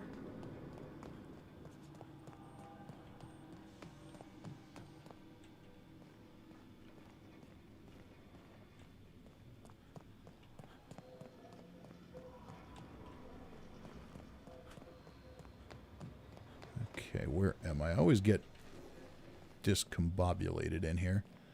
Okay, so now we're at 69 of 70.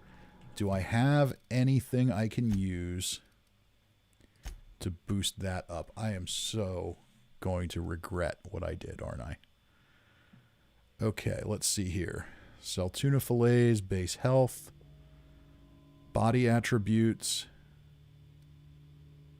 We need tech skills and mind attributes. Base health. Natural health. No.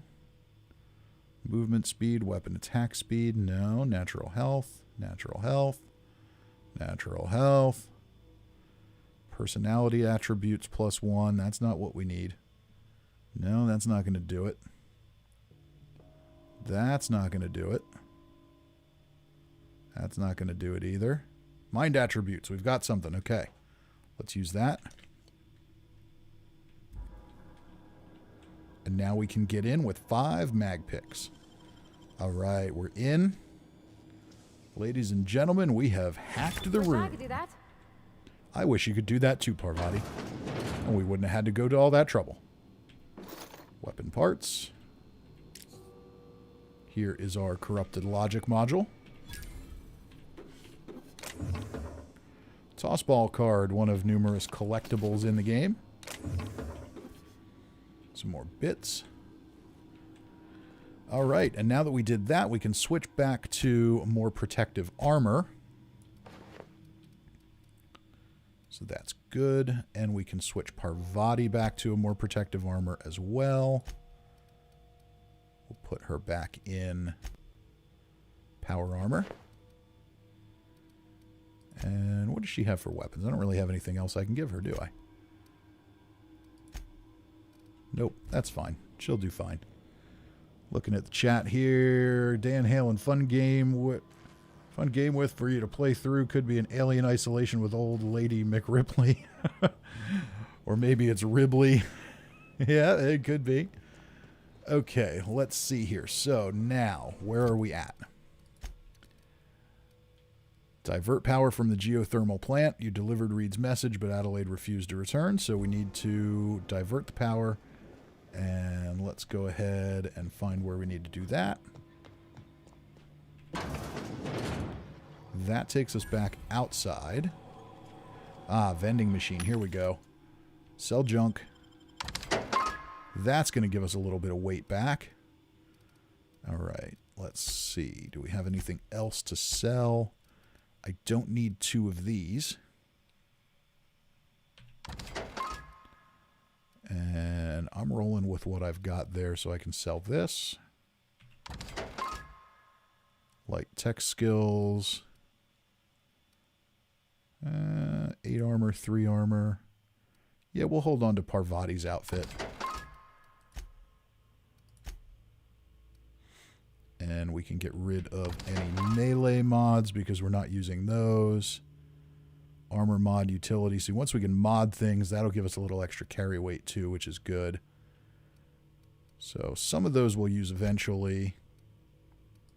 All that's fine. All that's fine.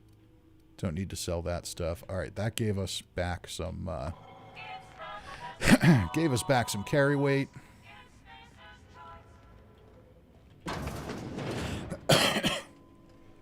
Excuse me. All right, there's the receptionist has been killed by mechanicals.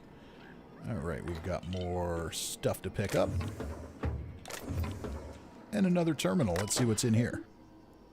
Terminal memory purged. Everything purged. Purged incomplete. 2 files available. Let's see what they have to say.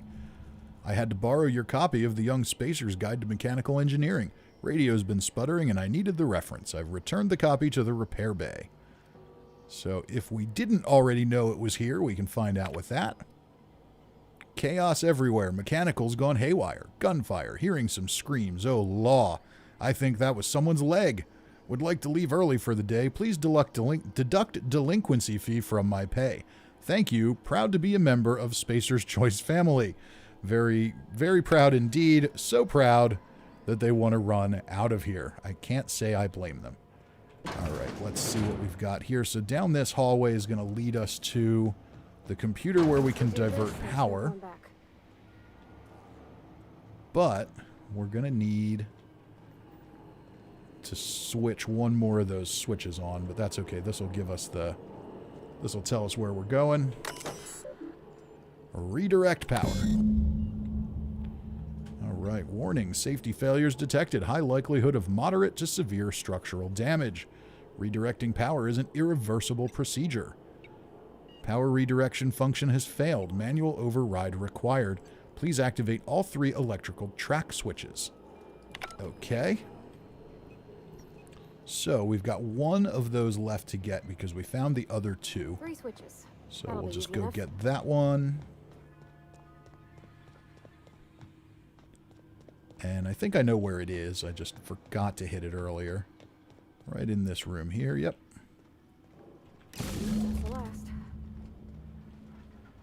All right. That's the last of them. Can I get in there? Yep. Cool.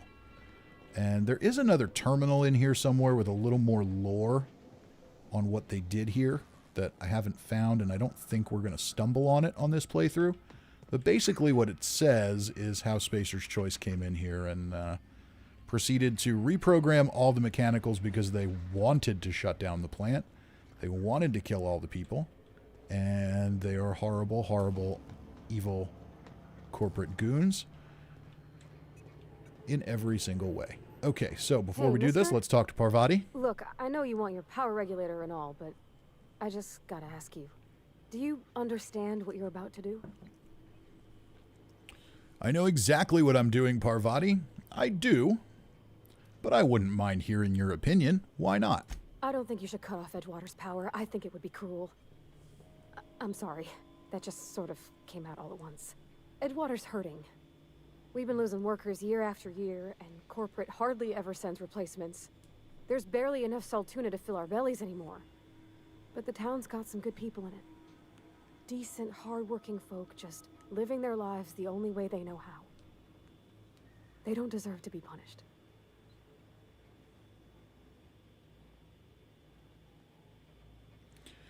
So, I see your point. I think I'm ready to make a decision. Sorry, I didn't mean to babble on like that. I felt like I had to say something. So yeah, well, fortunately, we can respond here. I'm glad you did. I like hearing from you.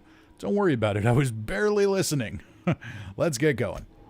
All right, so fortunately for Parvati, I agree with her. What we're going to do here, instead of diverting the power to Adelaide and killing off the town, which is kind of the most evil option here, we're going to divert power to the town and send Adelaide back and make everybody happy because she's going to go there and she's going to solve all their problems and fix all their sicknesses and give them wonderful food to eat and all kinds of great things. And they're going to be very, very happy for quite some time until later in the game when I will be sent back there to slaughter every single one of them. If I make the right choices. But I don't get to make that choice if I don't direct power back to Edgewater. So now we can continue. Power is currently being distributed to both. Redirect power to Edgewater. So there we go. So that is my plan. In the end, the most evil option is to get their hopes up only to return, only to come back later and shatter them with death. Okay, so now we have to return to Adelaide and let her know what we did. And she's not going to be very happy about it. So let's head back over there. Oh, we cannot fast travel from this location. That's right. Can't fast travel from inside. That is one thing Fallout 76 fixed about basically every open world RPG. You can fast travel from indoors, and it is a wonderful thing. Okay, so now we'll fast travel again. We're going to go back to the botanical lab. We're going to talk to Adelaide and see just how much she hates our guts, at least for the moment. We can see the power's out. Everybody's none too happy. But before we talk to Adelaide, we'll talk to Thomas Kemp. Everybody keeps staring at me. It's not my fault the power's dead. Well, today's your lucky day, Thomas. I've got one of those data pads. So, give me some money for it while you're sitting here in the dark. Really? Well, which one? Maybe with this pad you can fix the power. I doubt it. The elusive Part 3. Someone stashed it away inside the old geothermal plant. The geothermal plant? Now that is just incredible. You really went exploring down there? Adelaide always told us it was swarming with hostile mechanicals. It was. That's a complete set. All 3 parts. I'm gonna be the greatest engineer Halcyon's ever seen. Aside from you, Ms. Parvati. I swear, I'll do you proud. I'm glad we could help, Thomas. I've been saving something for you. Just a little contraption I found. Oh, we got a Should special fit right thing. into your outfit.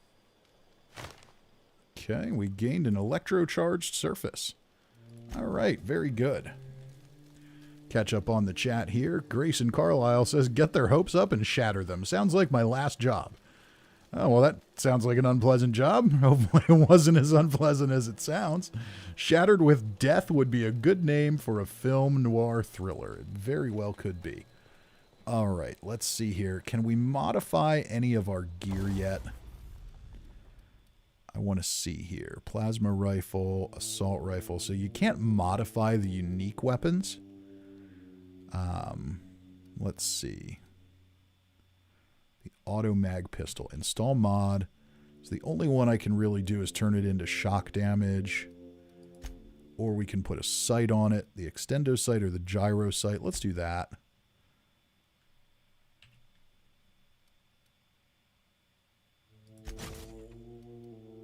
Okay. And we can also modify our plasma rifle. What can we put on here? Mag 2 zap, change it to shock. No, I don't want to do that. Extend a sight, gyro sight. Let's do that again. Well, what does it do? Weapon range. Range was fine. Let's go ahead and put that on for better accuracy.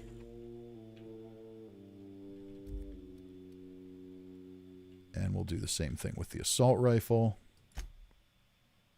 Don't want to change that. But we've got another gyro sight. Why not install it? That's fine by me. And how about our armor? So this is my armor. Let's see if we can put that backpack on it. Electrocharged surface. This mod stuns and damages melee attackers. I want the backpack. That's what I want. There we go. Increases your carrying capacity. Let's pop that on there.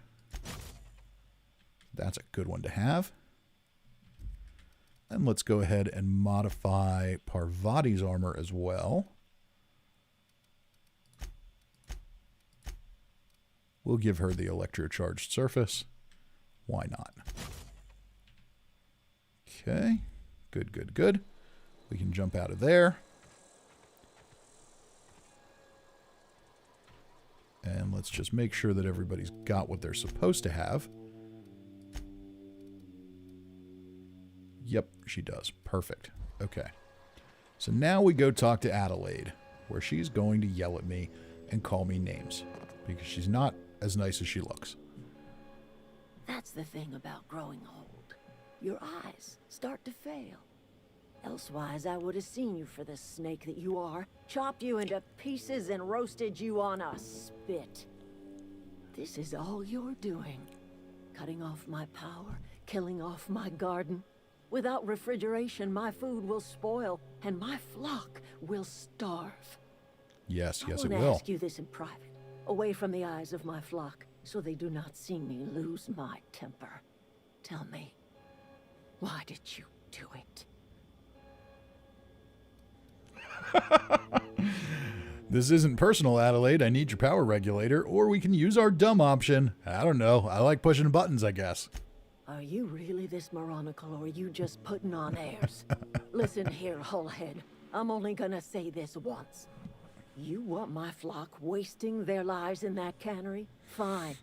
Go and talk to them. And you tell Reed Thompson that I will never return to Edgewater. I would rather die among my flowers than live under his management. Well, it's going to be hard to tell him anything because he's dead, so why don't you come back to Edgewater? You have a peculiar comfort with violence. Yeah, I guess that's Killing true. off my garden, gunning down Reed Thompson. Suppose Somebody's it's got to time do it. Our flock made our way back to Edgewater. We must tend to what remains of the town and carry on with our lives as best we may. You're vexing to me, you know? Injuring us with one hand, helping us with the other. Here, I'm giving you something to leave us be. It's a ransom, you understand, not a reward. Whatever. I'm good with it. I'm good with ransoms or rewards, Adelaide. It's fine. Edgewater's better off with you running the place. I made a mess of things. Guess I'm trying to set it right.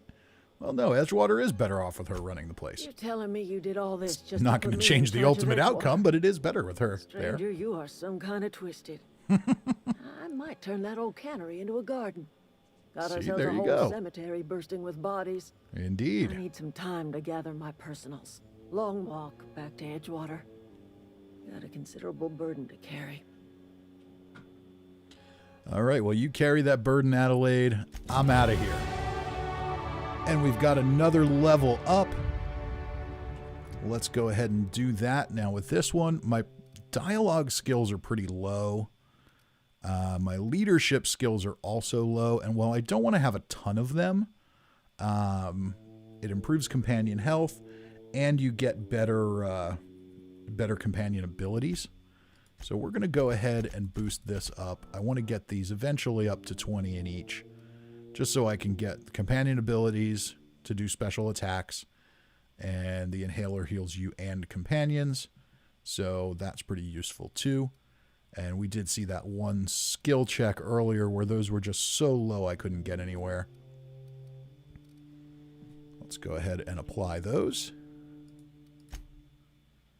And then we'll pick another perk. What can we take here? So we've got to take 5 of these before we can move on. Negotiator.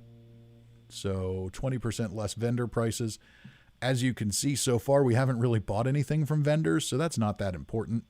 Companions have a lot to teach you about killing. Extra XP from companion kills.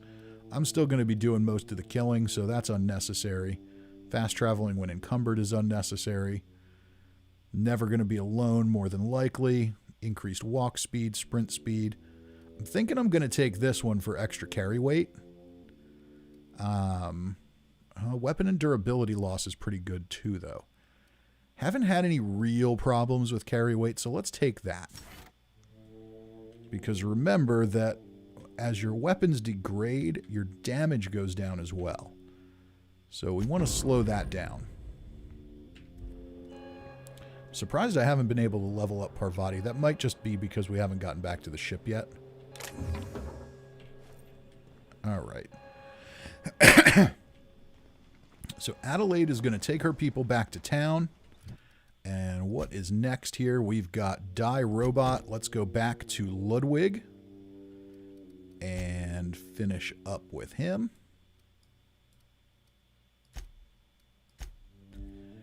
We'll go ahead and finish that little side quest. And then we'll go get our ship. Thompson's dead, so we don't have to follow up with him.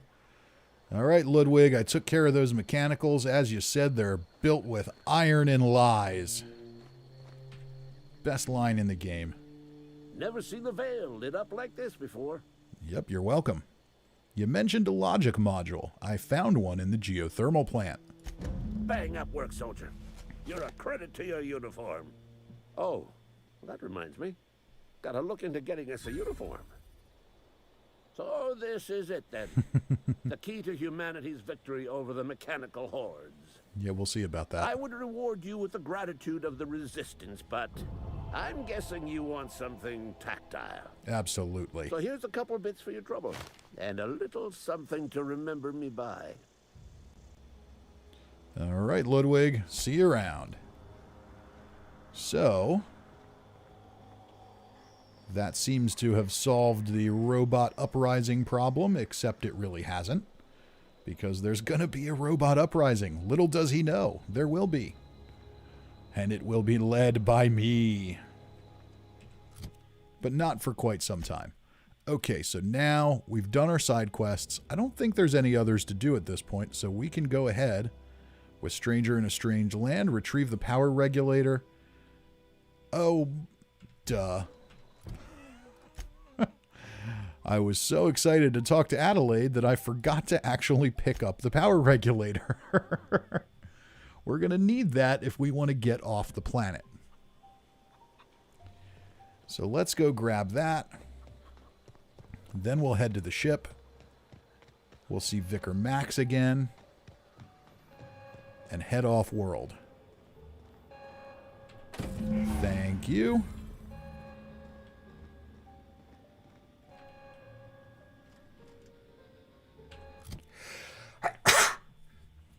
Oh my, excuse me. Okay. Let's go ahead. And now we're going to head back to our ship. We'll head back to the Unreliable.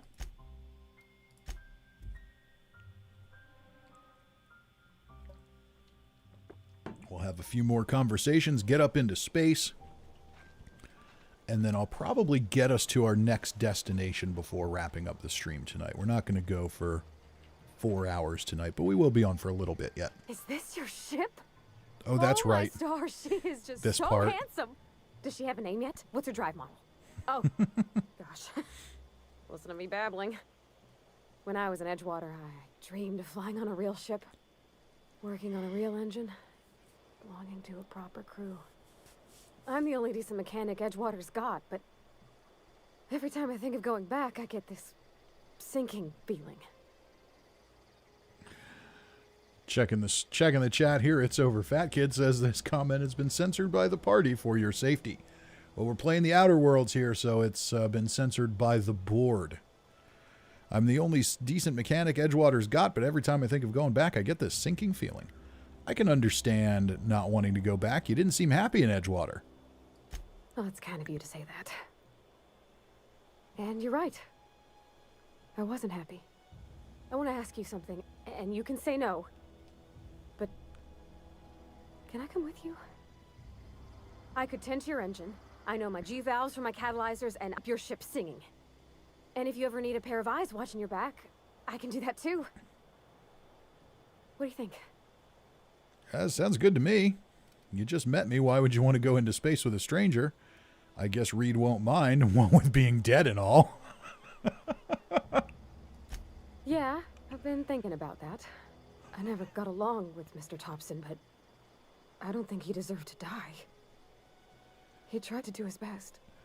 He was in the way, Parvati. What do you want? Don't lecture me, Parvati. I do what I want. The Veil's better off without him, and it is. I don't know about that. Mr. Thompson wasn't an evil man. He wasn't given to violence. Though if Miss McDevitt were here, I'd wager she'd agree with you. Edgewater was on the verge of collapse before you showed up. You sent them power, and now the town might see another season.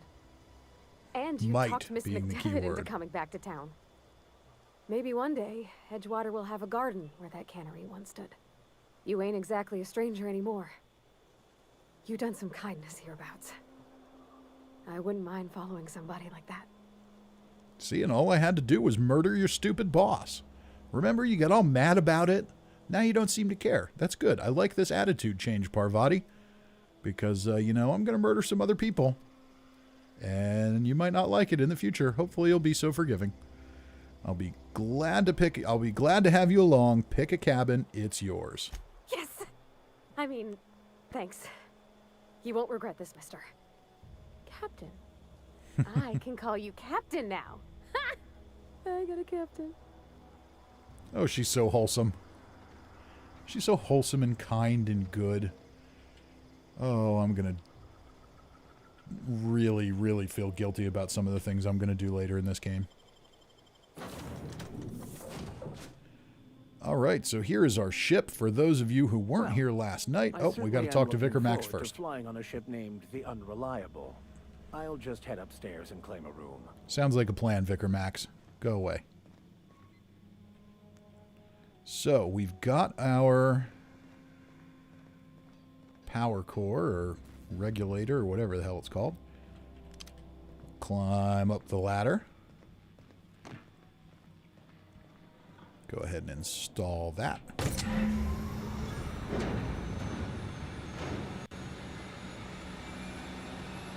And now we can speak with Ada.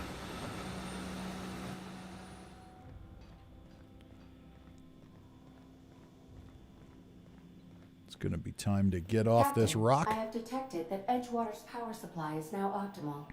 I applaud your willingness to invest your time in the local community. Cousin Todd says, out for the evening. Good night. I'll consider mentioning ladders in tomorrow's meeting. You do that, Todd. Have a good night. Thanks for hanging around. All right, let's go talk to Ada. Captain? I've installed the power regulator. All systems are operating within acceptable parameters. I am prepared to bring the unreliable into low-altitude orbit. This should prove an adequate test of our flight capabilities. Let's do it. Let's get out of here.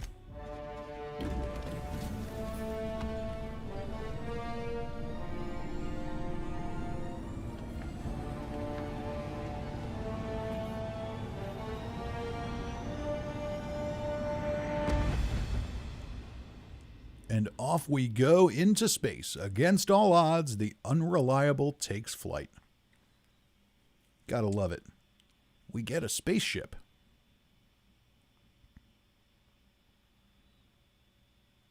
So there we go. We have gotten off the starter planet, if you will. Received a communication request from Dr. Phineas Wells. And we hear from Dr. Wells. This better be quick.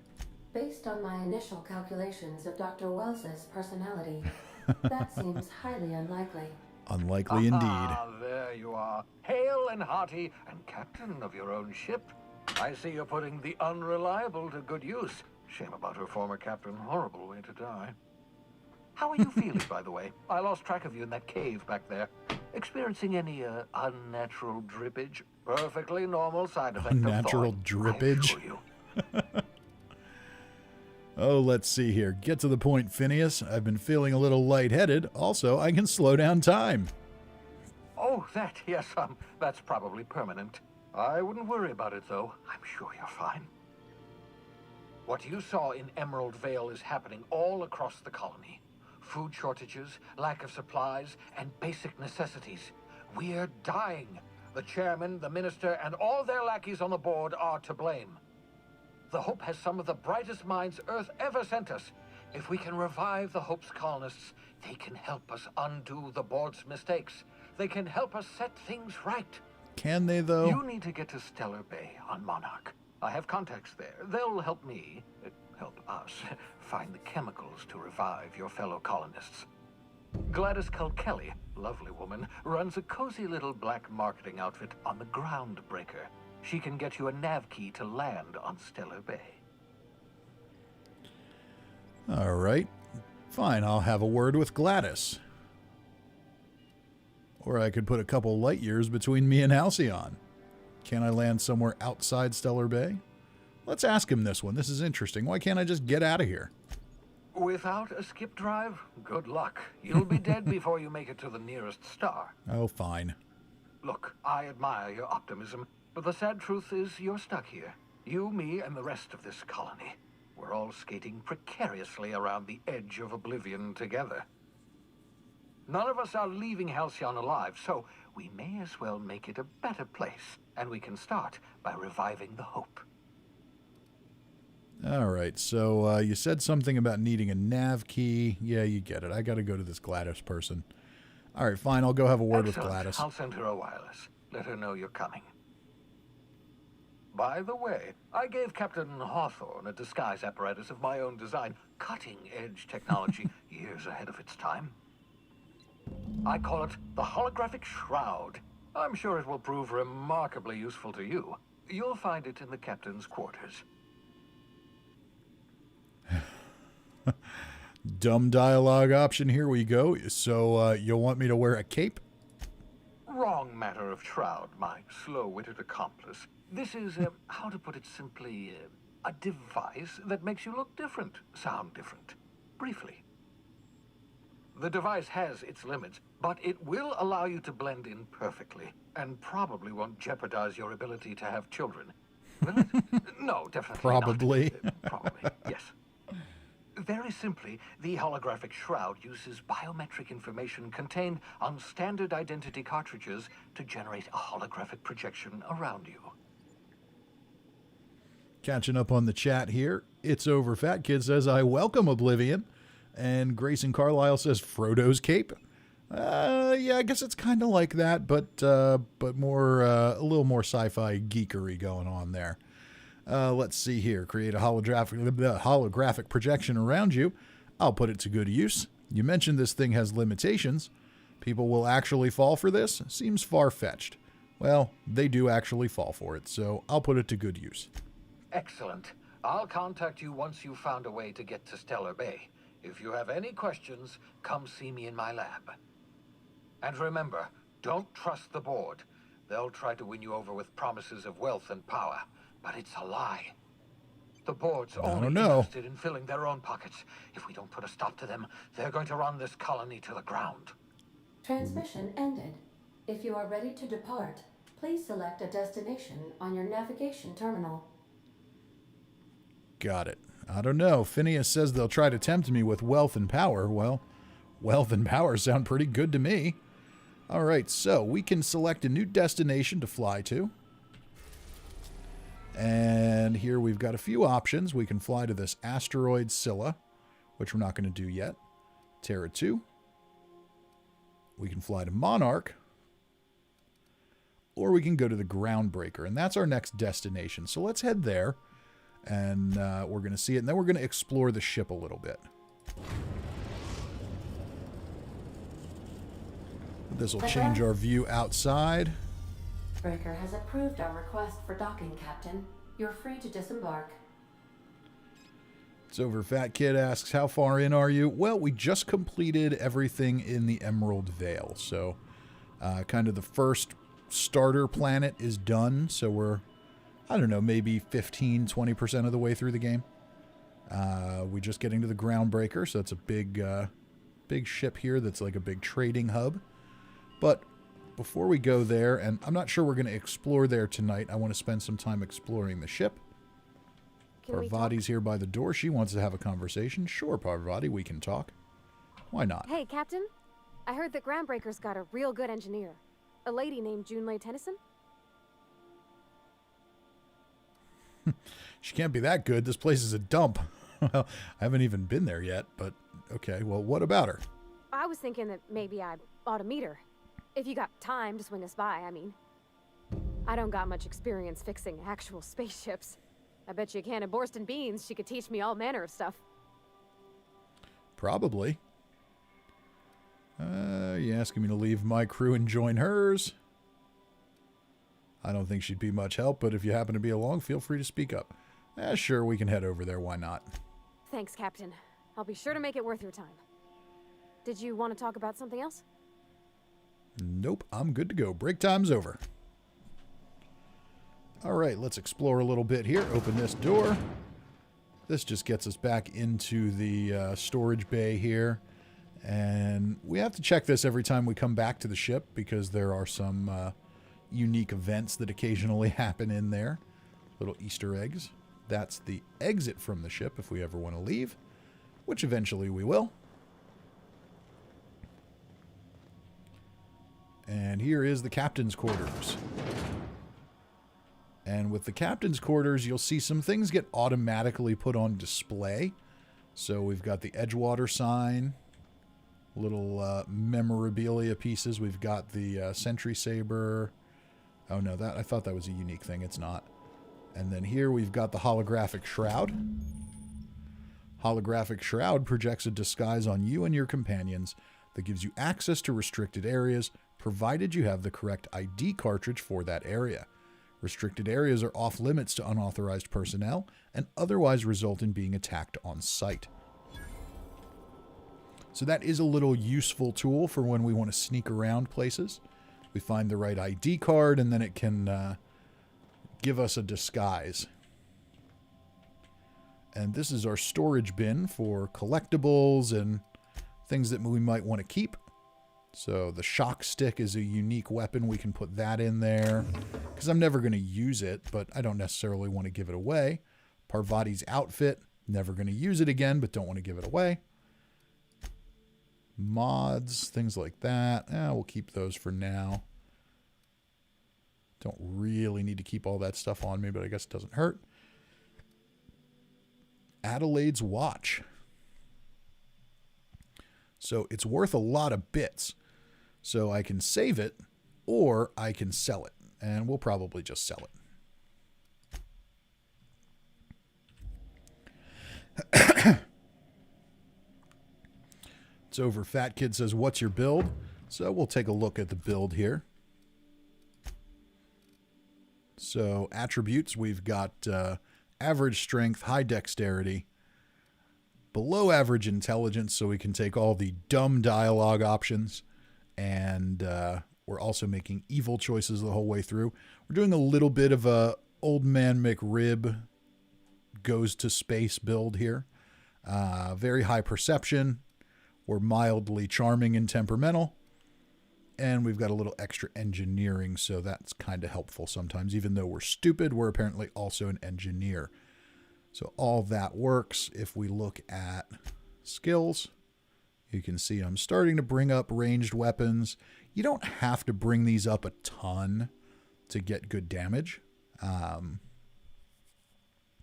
So I'm kind of moving slow on those. We're going to eventually move dialogue up a little bit. I've been working mostly on stealth for better lockpicking and hacking. And that's about that. Perks. We've got some TTD perks. We've got extra health. We've got better maintenance. So we're going for kind of a stealth rifle commando sort of thing. This game, fortunately, it's not as dependent on a build as Fallout 76. It's really more character driven, so that's kind of cool. Okay, so we can level up Vicar Max. We can give him more health. Threat generation. Nope, let's get an increase in hacking. And can we take one of these yet? Not yet. Okay. So we'll go ahead and apply that. That's good, and we'll keep looking at some of these other things. We've got Reed's hat here. So that's nice and fun. We've got a little board game on our desk. There's a terminal here with a lot of information in it. We'll spend some time on that here in a minute. And then let's just keep exploring a little. When we go upstairs, these are the crew quarters. This is Sam. Eventually we'll find out more about Sam. He can be another companion as well. And he's a fun one. Kind of a weaponized cleaning bot. Here's Parvati's quarters. She's got a picture of her dad here. Stern older man with warm eyes. That's Parvati's dad. Some junk and gears and things laying around. A couple of plants. Examine Petunia the plant. This is not a petunia. So Parvati has a tendency to name things. There's the crew beds. She's got a framed wrench on the wall. First wrench Dad ever gave me. She's been a friend ever since. And we've got some other stuff here. So she does a little bit of gardening. Here's a book. The Modern Steel Wrench and You. This book is heavily dog-eared with doodles in the margins. So this is cool. She's got a Spacer's Choice thing up there. And that one's empty. That one's empty. That one's empty. We've got some more crew members we're going to get later. Here's Vicar Max's quarters. Index of Banned Literature. Part 1, Various Qualifying Considerations. So yeah, we won't go into that word for word. Basically a bunch of religious mumbo-jumbo. And from here you can see outside through his window. That's kind of cool. He's got a bookshelf. Yeah, Max, you know, I'm going to take your ammo. Examine this. We've got tossball trading cards. So he's into that. The Art and Science of Tossball, impossible to put down. Signed by Seymour Whitlock, who held the record for most on-the-field fatalities for 3 consecutive seasons. It's over. Fat Kid says, burn that book. Here's another one. Journal of Maximilian de Soto, Volume 1. Scribblings on these journal pages are utterly illegible to anyone except Vicar Maximilian de Soto. And we've got some more books here. Doctrinal Studies, 539, of Equity and Equations. These textbooks have been out of print for almost half a century. The margins are filled with scribbled notes and many passages have been underlined. Some pages have come loose, the glue now yellowed and cracked along the spines. So Max is a reader, very analytical mind, I suppose. Or maybe he's just up to something. And here we've got the kitchen, the mess hall, if you will. So that's cool. Very nice. Another ladder. We'll head back down. And we do need to go back to the cabin, the captain's quarters. Because we want to look at that terminal. There's a lot of information in here we're going to cover now, so that we're not starting our next stream with it. So first we can look at some logs. Log entry number 1 titled Shrink Ray. Note to self. Captain's note, Shrink Ray. Now these would have been written by Captain Hawthorne, who we squashed when we landed from space. Note to self. Remember this later. No better, Ada. Remind me weekly to check this log until I tell you to stop. Yes, I mean continually. No, Ada, not if I'm dead. Why would you even ask me that? Back to my point, I saw in actuality with my own 2 eyes a sublimely powerful weapon in Wells's lab, just sitting there for the taking. If the gray hair were to look away or forget about it, maybe, or if I had asked a smidgen more nicely. He called it Shrink Ray, but wouldn't let me test that claim after I lost my temper. Said he was inspired to create the thing by the achievements of other scientists who dared to push the boundaries of human knowledge and decency laws. I'd heard rumors of fantastical weapons like this one, weapons that pushed the boundaries of the mind and science's cutting edge, but I figured they were just stories, to be honest. Laying eyes on Wells's Shrink Ray firsthand is enough to make a fellow wonder if there's more to the rumors. More to be had. So this is kind of a description of the science weapons. The last time I got sloshed, was imbibing at the Last Hope on the Groundbreaker. Look, Udom was really free with the drinks. He seems like an okay fellow. I shamelessly but subtly eavesdropped on 2 Mardettes yammering on about a mad scientist some years back who'd claimed he'd made a huge discovery that would change the fate of the colony. Like none of us have heard that one before. But here's the good part. The Mardettes said that the mad scientist kept yelling about the hammer's power or something similar. A strange weapon with a special power created by a crazy lab coat? Sure fits the bill. Could be another one of the weapons that inspired Wells. And now we have log entry 3, black market leads. Why won't Wells just give the Shrink Ray to me? Blast him to the depths of the labyrinth on Tartarus and back. Let the record show, I did apologize for shouting him down 5 times, but architect be damned, it's just sitting there, neglected and gathering dust. I should have commandeered it and thanked him without asking permission or breaking expensive equipment when he said it wasn't ready yet, and that even if it were, he couldn't entrust it to someone like me. What does that even mean, I ask? That I'm not trustworthy enough? That I'd use it to wipe out the good, hard-working folks of the colony like some sort of moralless psycho? I'll admit to maintaining some questionable associations, but I follow a strict code of me, myself, and mine. What's not to respect in that? Exactly. Now I have to wait until Wells forgets or thinks he's misplaced it. In the meanwhile, I've been tracking down additional rumors pertaining to others of these science weapons throughout Halcyon. If gossip holds true, my next step will be to check with the black market merchants on the Groundbreaker and in Fallbrook.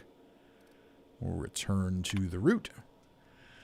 So, that's kind of the lore behind the science weapons. There's lots of powerful weapons located around the star system that we can hunt down and find. Powerful might be the wrong word. Unique is probably the better word. They've got very unique effects, which is kind of cool. The shrink ray, I think, is fun. I usually like to get the shrink ray and give it to a companion. It doesn't do a lot of damage, but it's useful, and it's fun to watch them shrink things while I shoot them in the head. And now we've got messages for Alex Hawthorne. So here's a little bit of background information on the Groundbreaker and what Hawthorne was doing there. Hawthorne's unread messages. From U. Bedford. From Udom, Wingman's Wingman Bedford, to Alex Wingman Hawthorne. Subject, thank you. Oh, I forgot to mention in my previous message. Silly me. I'm mailing you a copy of my favorite serial, The Space Adventures of Singularity Steel. It's about a dashing space pirate with a heart of, well, steel. It's not exactly board approved, so don't you go showing it around to your spacer buddies. I hope it'll amuse you while you're out adventuring. Any similarities to a certain someone are entirely intentional. Wink, wink. So it sounds like maybe Udom has a little bit of a fixation here with the with our now deceased former captain. Let's see what else we've got here. Hawthorne's sent messages. To Udom Bedford. Subject, no subject. Look, there's no call for shouting. My terminal was busted. Had a few too many and might have knocked it off the desk. You know how it is. Sometimes you just gotta cut loose. Not telling you where Wells is, so lay off. Buy me a drink at the Lost Hope next time I'm in, and I might forgive you. A.H. Okay, so we'll go back to messages again. And it's over. Fat Kid says making a target smaller would also make headshots more difficult. Seems counterintuitive. Yeah, but with the TTD effect in this game, it's not that hard. It really isn't. Besides that, it's fun. The combat in the Outer Worlds is not that challenging.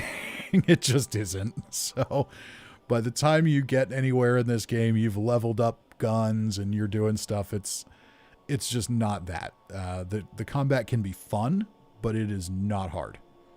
So I'm okay with just having a good time every now and again. Hawthorne's archived messages. We've got quite a few here from Udom. All right. So, dearest Alex, can't tell you how pleased I am to finally hear from you. Your message was hilarious. I'm delighted by your sense of humor and the tale of your hijinks. I hope your terminal will cooperate for the foreseeable future. By the by, I was scraping Groundbreaker's comms network for tasty little tidbits, and I noticed you declined to dock at Edgewater's landing pad and instead touched down in the wilderness. You rugged individualist, you. I only pray that idiot Thompson wasn't giving you any trouble. Anyway, I hope your meeting down on Terra 2 proves fruitful, and I look forward to corresponding with greater regularity. Your best friend, Udom. Okay, let's see here. So, Udom, hello. Alex, I don't know where you were raised, but I'd hazard to guess it may have been a barn, because anyone with a modicum of decent rearing would know it's unforgivably rude to ignore the ardent, sincere messages of one's friends. Please respond. So, Udom is getting a little impatient. All right, and checking in. Dear Alex, hello. Hope this finds you well.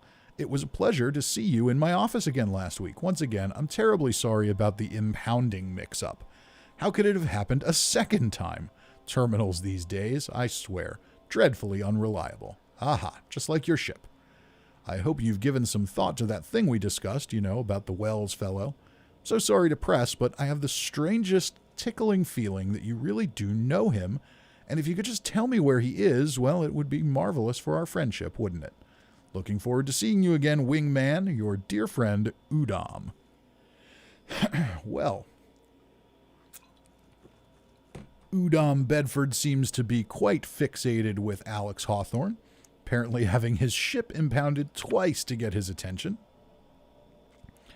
Dear Alex, hello, Udom here, Udom Bedford. We met when I accidentally impounded your ship. My silly fat fingers embarrassing me once again. Impounded, sure. Accidentally, sure. I hope that wasn't too terribly inconvenient for you. It was such a pleasure for me, and I tremendously appreciate your forbearance in not throttling me. You really are quite the gentleman. If you're ever in Groundbreaker's airspace, well, space, please don't hesitate to look me up. The Lost Hope serves Spectrum vodka. Perhaps we could try every color. You know, really tie one on. Let me know. Your new friend, Udom. So, there we go. So we learned about the science weapons. Would you like a reminder on when your next shower is scheduled? Ada, our ship's AI, is quite entertaining as well. So we learned about the science weapons. Would you like a reminder on when your next shower is scheduled? Okay, Ada, I'm trying to narrate here. Yeah, so we learn about science weapons. We learn about Udom Bedford, who's got some kind of fixation with Alex Hawthorne, either as some sort of man crush or crush in general, or something along those lines, or maybe he just wants to find out where Dr. Wells is. Either way, there's something going on there. So here is the Groundbreaker, and in case you didn't see it, we get quite a nice view out the window of the captain's quarters as well, which is really, really cool. Sober Fat Kid says, very clingy. Yeah, just a little bit. I think once you start having ships impounded to get attention, there's a little more going on there than I want somebody to hang out with at the bar. So, we've been going here for about 2.5 hours. And let's go ahead. So when we get in here, the next thing we're going to do is meet Felix. Very briefly, we're going to learn about the Groundbreaker, and I think this is probably a good place to leave off for tonight.